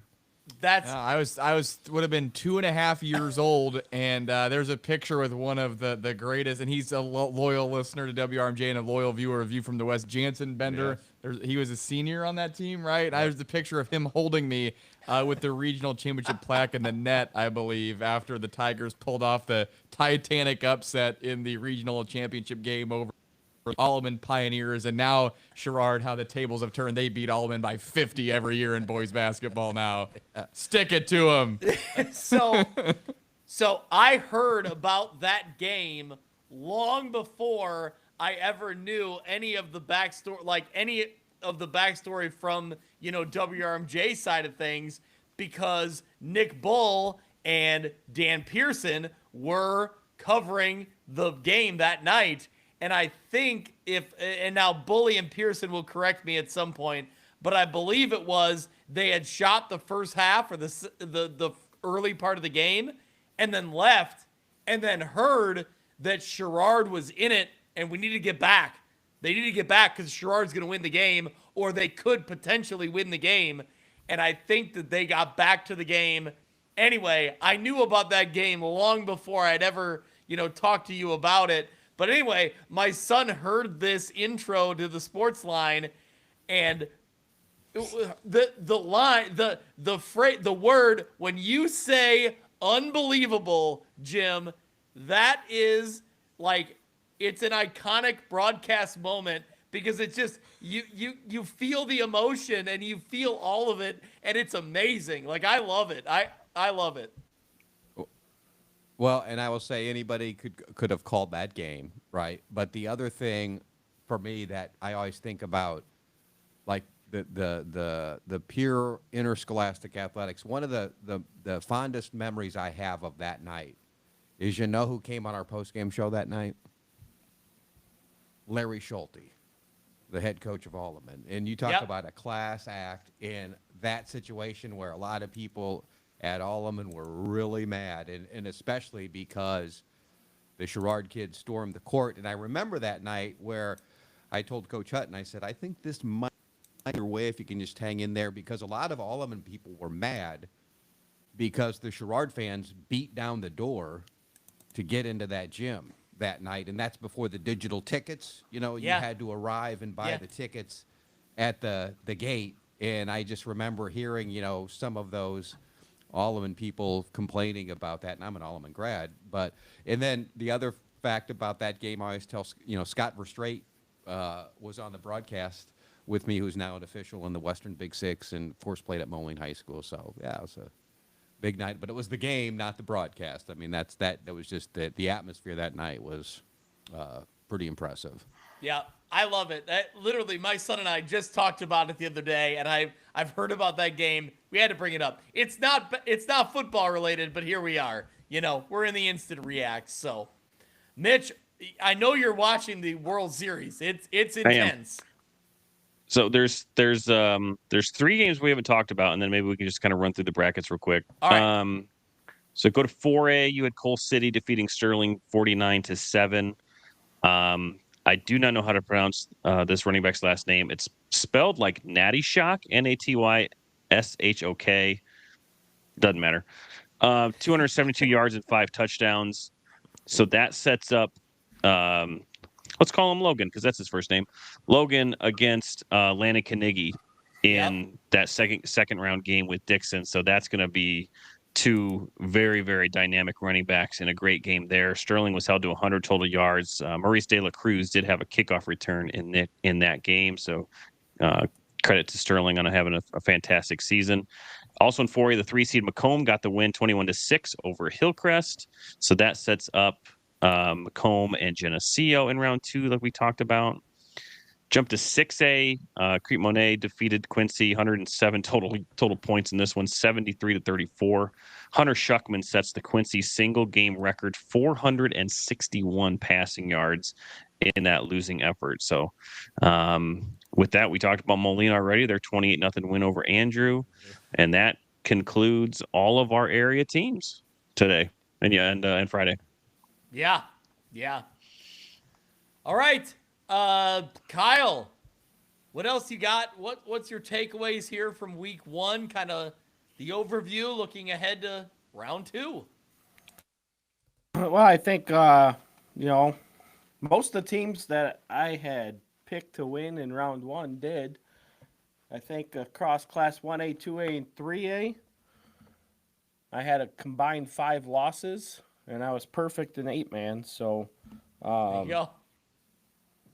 yeah, so looking at 8-man, I'm really excited. Obviously, like you said, NUIC teams really getting that north versus south type of feel in these quarterfinal matchups to get into the semifinals. So definitely excited about that. So, tune into our show with myself and Joe Murdian, and maybe Jay Doyle will be on again this week, and we'll definitely cover that, because that's going to be a lot of fun to talk about.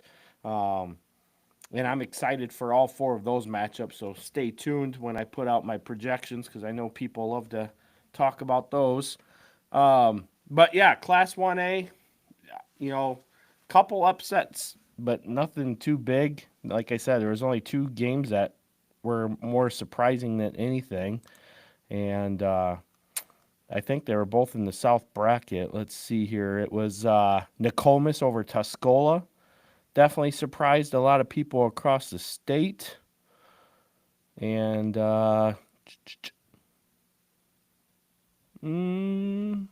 actually, that was the only one. That was the only one. So Tuscola lost today? Yeah, Tuscola lost. They may or may not have been my my outsider pick to make it to a state title game. So that we're making fun of you for that. Okay. No, I'm just Kyle, Camp Point Central and Brown County, did they play in the regular season? Yes, they did. Yep. Camp Point won 26-8 or 28-6, something like that. So we get that rematch. Camp Point won 44-0. Brown County won 48-0. Also get a rematch with Calhoun and Greenfield Northwestern, and Calhoun won that one 14-6.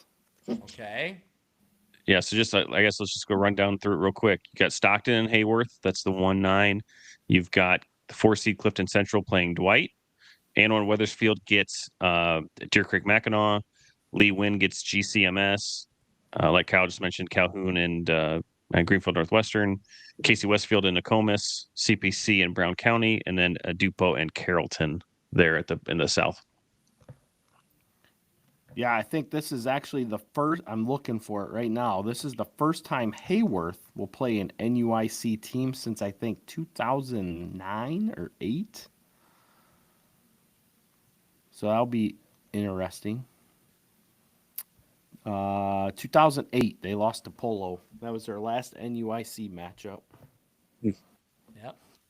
All right. Let's shift to 2A. We're going to have Rock Ridge and Downs Tri-Valley. You'll have Seneca and Wilmington that we talked about, El Paso Gridley and Newman, Farmington, Aurora Christian. On the southern side, Johnston City, which won by a touchdown today. They go up against Moreau Forsyth. Flora and is it Pana or Pana? Pana, yeah. They beat BHRA. Westville dominated. They get DeQuoin, or DeQuinn. Again, I'm not good at pronunciations. It's DuQuoin. You got it. Nailed it. Ala won over Marshall, and Cumberland won. So you've got Ala versus Cumberland. Yeah, Florida picking up their first ever playoff win today with the win over Nashville. Nashville was the projected winner. That was definitely a game I got wrong there, but Florida was 0-14 in the playoffs until today's win. Yep. Fifth into 3A, Richmond Burton, they'll get Aurora Central Catholic. You've got Bloomington Central Catholic against Monmouth Roseville, Byron and Dupek, like we talked about. You've got Bishop Mack playing, I believe, IC Catholic there. So those are 4 really good games in 3A North. South, Williamsville, and Porta. Ty, give us the rundown on the Porta game today. All right, I'll try to do my best. So Porta and the Fairfield Mules, which is one of the best nicknames in the state of Illinois. Don't get up, Mules. That's what the play-by-play guy was saying at one point, trying to stay on top of the ball and bleed the clock. They need to get a sweatshirt. I would wear that. Don't get up, Mules. So late in the game, Fairfield, the Mules are on the road trying to pull off an upset, and their play-by-play crew, they're going nuts trying to get them to the finish line. And the Mules are up 8-6. Porta driving under a minute to play. They have it at like, I don't know, around the 12-yard line or so, I think. And it's 3rd and 3. It's 3rd and 2, 3rd and 3. They get basically 10-yard line. So now it's 1st and goal. There's like a little bit under a minute to play. And the first play, well, they get up to the line, they spike it. So it's 2nd and goal now. 2nd and goal after the spike. 2nd and goal. Here's the play. It's like a short run play. They get back to the line. They're calling to spike it. Their quarterback then accidentally kneels the ball instead of spiking it, right? So now that's the 3rd down play. So we get to 4th down, and you know there's chaos because clearly the Mules don't have any timeouts left. Or excuse me, the what's Porta? The Blue Jays. The Blue Jays don't have any timeouts left. So the Mules, you know, they're thinking, all right, we've got this thing in the bag. And so they're going, the Porta kids are all out of sorts because the kid just kneeled on accident. They're running out of time. They get to the line. So now it's 4th and goal. Spikes the ball, right? So, and time expires at this point. So that one, they think time has expired. So the Mules are celebrating. The play-by-play guy said, the Mules are moving on. The Mules have done it. So, and he spoke too quick, right? So come to find out, not only is time is not expired, they somehow put 1 second back on the clock. And the one thing I have the issue with the Mules broadcast here is they went to commercial instead of showing us what's going on. So we come back, we think the game's over. Nope, there's a second on the clock, and somehow it's still 4th down. So not only is time back on the clock, it's now basically 5th down and goal, right? So the Blue Jays get an attempt about, I don't know, a 25, 30-yard field goal to try to win the game with 1 second left, booted through the uprights. And as the play-by-play guy said, the Mules were absolutely robbed in this game, and they go home losing 9-8 on a 5th down and goal field goal to end. It was insane. It was like, I feel terrible for the Fairfield kids, but watching that kind of unfold, like in a way, was just kind of funny the way like it all happened, because it's like just chaos and then it comes back. But you feel terrible for those kids because they won that game. I mean, you watch the plays unfold. There were 4 plays run, and then the 5th play with a goal-to-go situation was a field goal that won the game at the end. So that's one of the craziest games I've ever seen. Like the ending, at least. And I don't, you know, people on social media calling for the reversal of that's not going to happen. But the IHSA, there has to be some kind of statement made Monday on what happened at the end of that game, because I agree with you. At just chaos, and then trying to figure out, just follow along on the broadcast, like you said, when the commercial break, they come back, get the sponsors in. We'll be back. And I mean the Mules, man, I just feel bad for them, because like you watch it, like I said, you watch that unfold and you count the plays. It was undoubtedly the 4th down play. You spiked the ball and it's a turnover on downs. Trust me, I saw a 4th down play get spiked earlier this season, and it's a turnover on downs. So it just is too bad, because it was such, like you said, the word you used, chaotic. It was chaotic. If you have the chance to watch the live stream of that, it just is an insane, like, people running around with their heads cut off for basically 4 straight plays. And I think it got going a little bit too fast for the officials because, like, the kid kneeled it on 3rd down. Now it's 4th down, and they spike it. And then all of a sudden they're then on the next play kicking the field goal to win the game. So crazy score, though, 9-8. You don't see that very often either. Wow. Yep. It's a lot happening there. So, Mitch, what else you got? Let's see. Where were we? 3A, you've got Tolono Unity and Monticello playing the second round, Vandalia and Greenville, and St. Joe Octon and Roxana there at the bottom of the South bracket. Moving into 4A, Lombard Martini and Peoria Notre Dame, Dixon and Coal City, Morris, Metamora, Macomb and Geneseo. So that's 8 really good teams there in the second round of 4A North. How about Jacksonville getting the upset, the 16-1 upset today, 41-39 over Olney Richland County. Big upset there.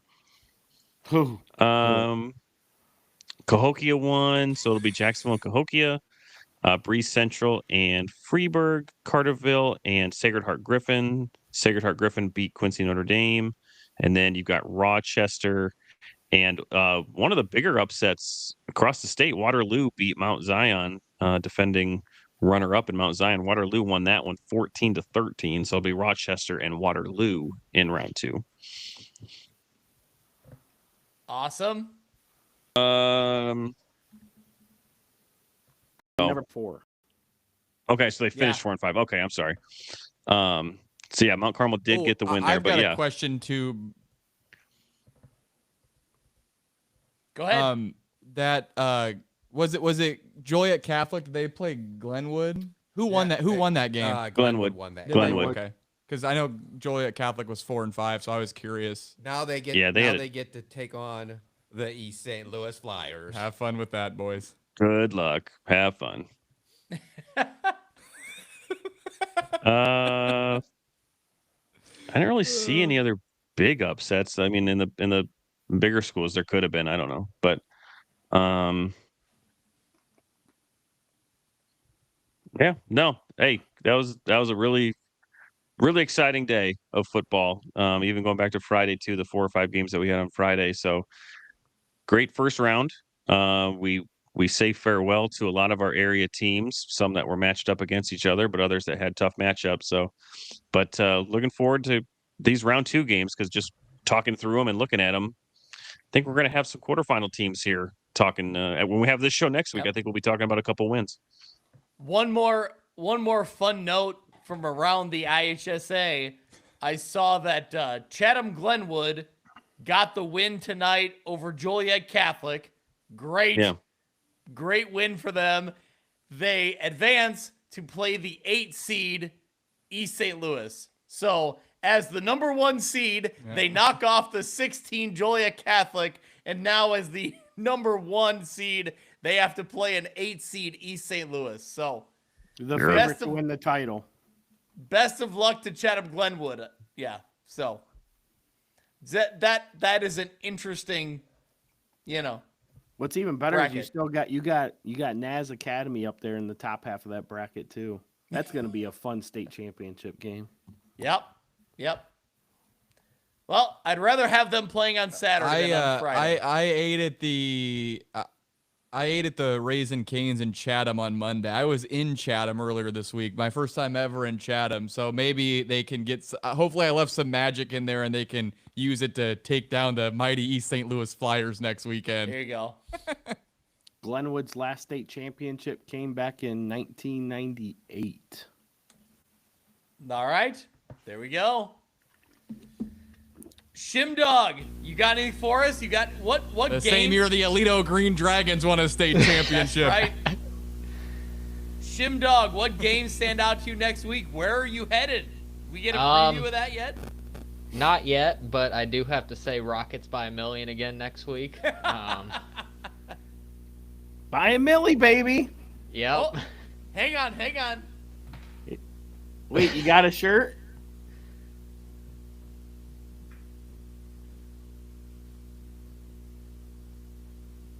Oh, you got stickers. There we go. Stickers. So we're now, yep. So the movement's taking hold. Rockets by a million. Hey, Big E messaged me. He said that one, he needs to get on the show because he needs to put some hype in the show. Well, But the other thing is, he says he's got some kind of a care package for me. I'm curious what that might be. I think it's Trap. I think it's That's a trap. It's the movement. It's the Rockets by a million. So yeah. Ty and Jim, did you snag any of those yard signs outside of the Rock Ridge Illini West game? We didn't steal them, but they look nice. The WRMJ and View from the West right by each other. I love seeing that, man. That's great love from the Rockets. Absolutely. I love that they had the kids color them. Man, I want one. I hope someone picked those up. I would love to have one of those. It's awesome. It's so cool. get that along with After the the House Rockets Cannon win the play. state championship, we can get them and send them to you. Yeah. We're gonna be in Bloomington, so might as well bring them. Yes. Let's do it. Let's do it. Well, we got our rooms booked. I know, Kyle, you got your room booked. So Ty, Jim, plan on being there. Plan on being at Illinois State on that Friday, especially that Friday, those small school championship games. We'll be there. We'll do an instant REAX podcast from there, no doubt. Live from the home to suites. Yeah, in the lobby. drink your lobby beverages. There you go. Well, there you go.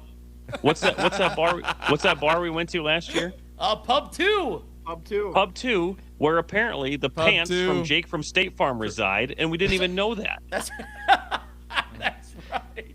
They're hanging That's on the right. wall. Yeah, We didn't even know that. Yeah. Shimmy, you got your hand up. Yeah. I will also be in Bloomington that weekend, so. Hey, There we go. It's a family reunion. Hey, we just gotta get Shim Dog a pass. Oh, I got one for him. I got Yes. one. We already got it lined up. We're good to go. Sweet, thank you. Yep, no problem. We got that taken care of. So, all right. Well, I think this is we've already made our plans. This is set here. A few weeks, we'll all meet up again in Normal. Is it Normal, Illinois? Normal. Yep. Yeah. At Hancock Stadium, home of the Illinois State Redbirds. I can't wait. It's a great venue for the high school football state championship games. And, maybe it won't be 4 degrees this year. I That'd mean, be Mitch, nice. it may be 4 Oh. degrees again, but we got to fight Mitch, through it. Mitch, Carrie's ready to walk the sideline with you. I'll walk with Carrie, no doubt. She was a champ last year. Yeah, she is. God, that was cold. Jesus Christ. So She's the just hoping wrinkle, LW makes it. the wrinkle this year is I'll have my son with me, so maybe he'll be there ready to take care of any extra things we need. He'll be ready. There you go. We're excited to have Casey. Surdyk's gonna be there again. He's bringing Maddie too. Awesome, love it. Yeah. She wants to get into broadcasting journalism or something to that regard. So it's almost like a live internship for her. Yeah, no doubt about it. So They should be following anyone but us.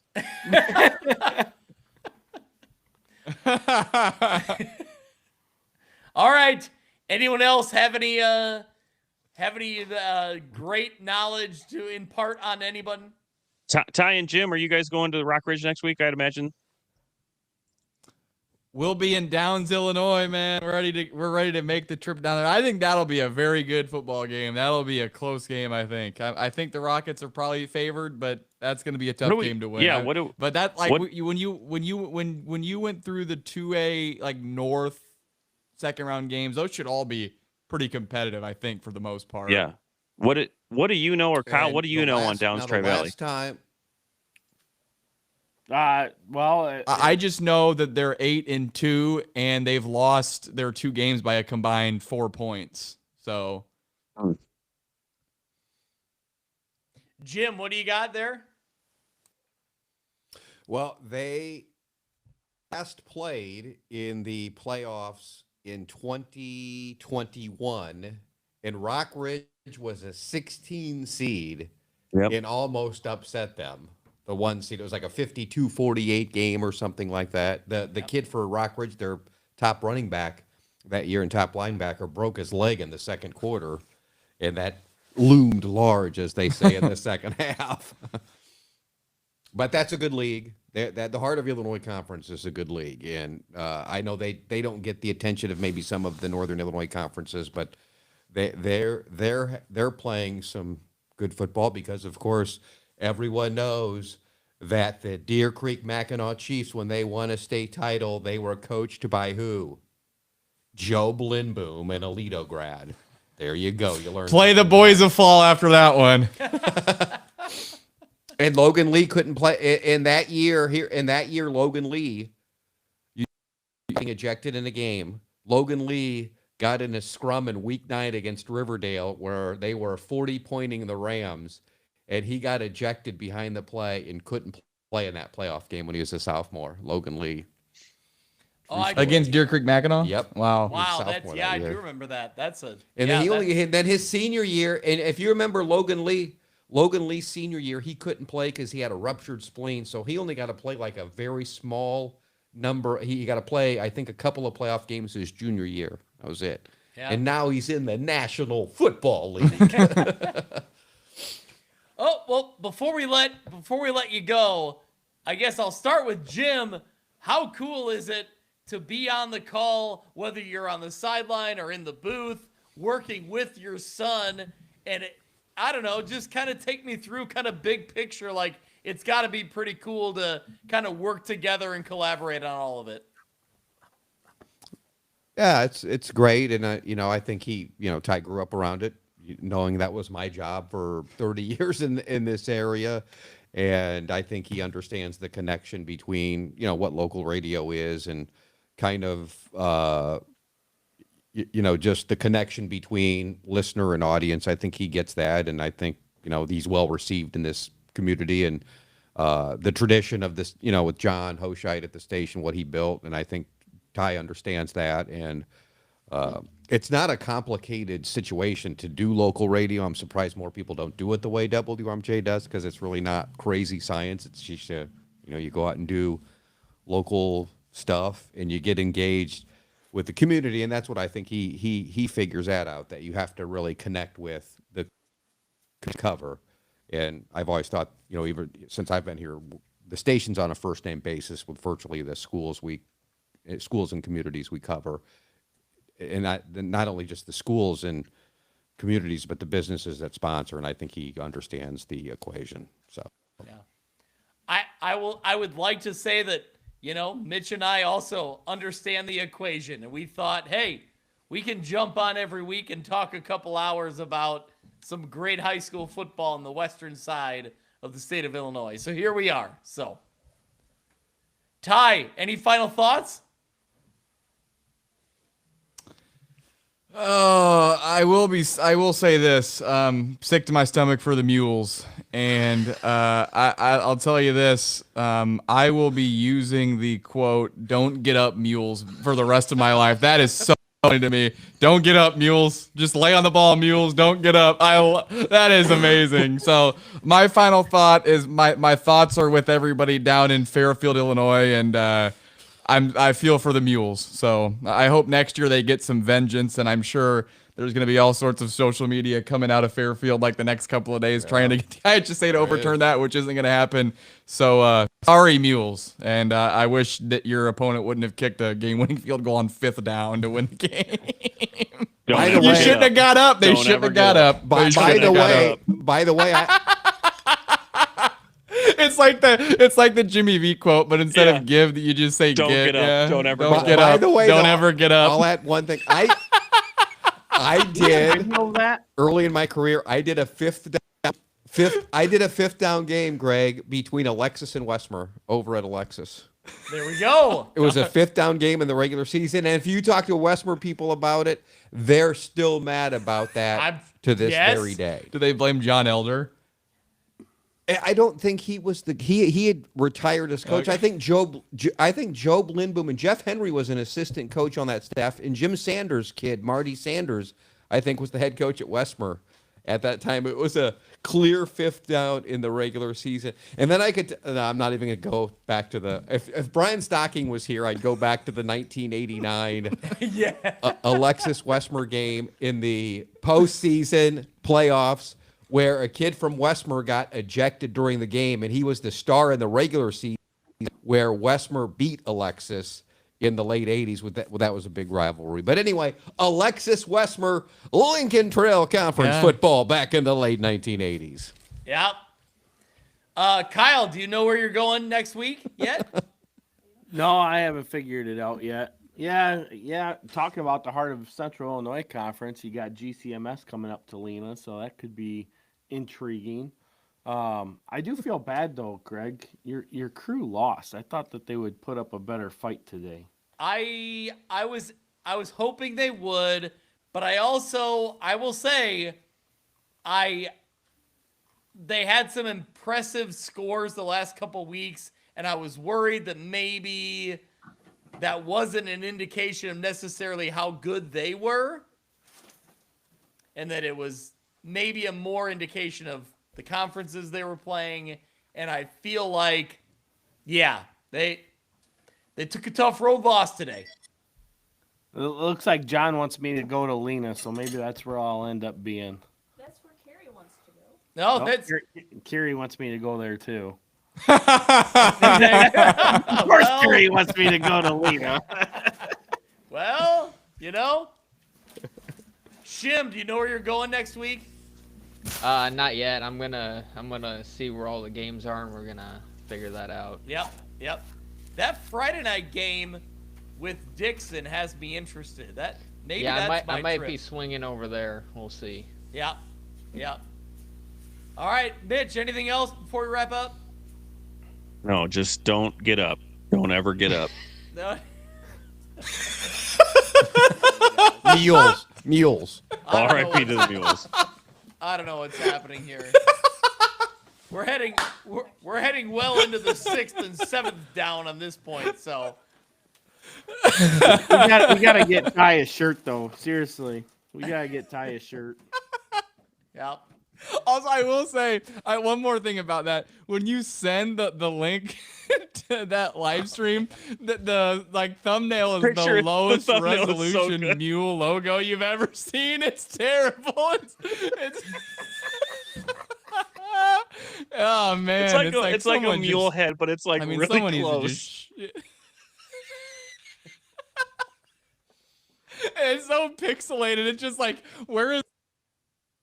Like, how did you get this bad and this low resolution? And if you go through the whole history, like every one of their live streams, that's what it looks like. If you click on it, just a low resolution mule just staring down the camera. Oh God, hilarious, man. So there we go, boys. That's the Instant Reacts podcast for the first round of the IHSA playoffs. I don't know where to go from there. I don't know how to wrap it up. Right. We're going to call it good. We'll talk to you all next week. How's that sound? Let's do it. All right. Thank you to everyone who listens. Thank you to everyone who follows along. And Mitch and I will be back Tuesday morning. That podcast will drop. We'll get you all the info you need on round 2. And we'll be back next Saturday, 9:30, for the Instant Reacts podcast.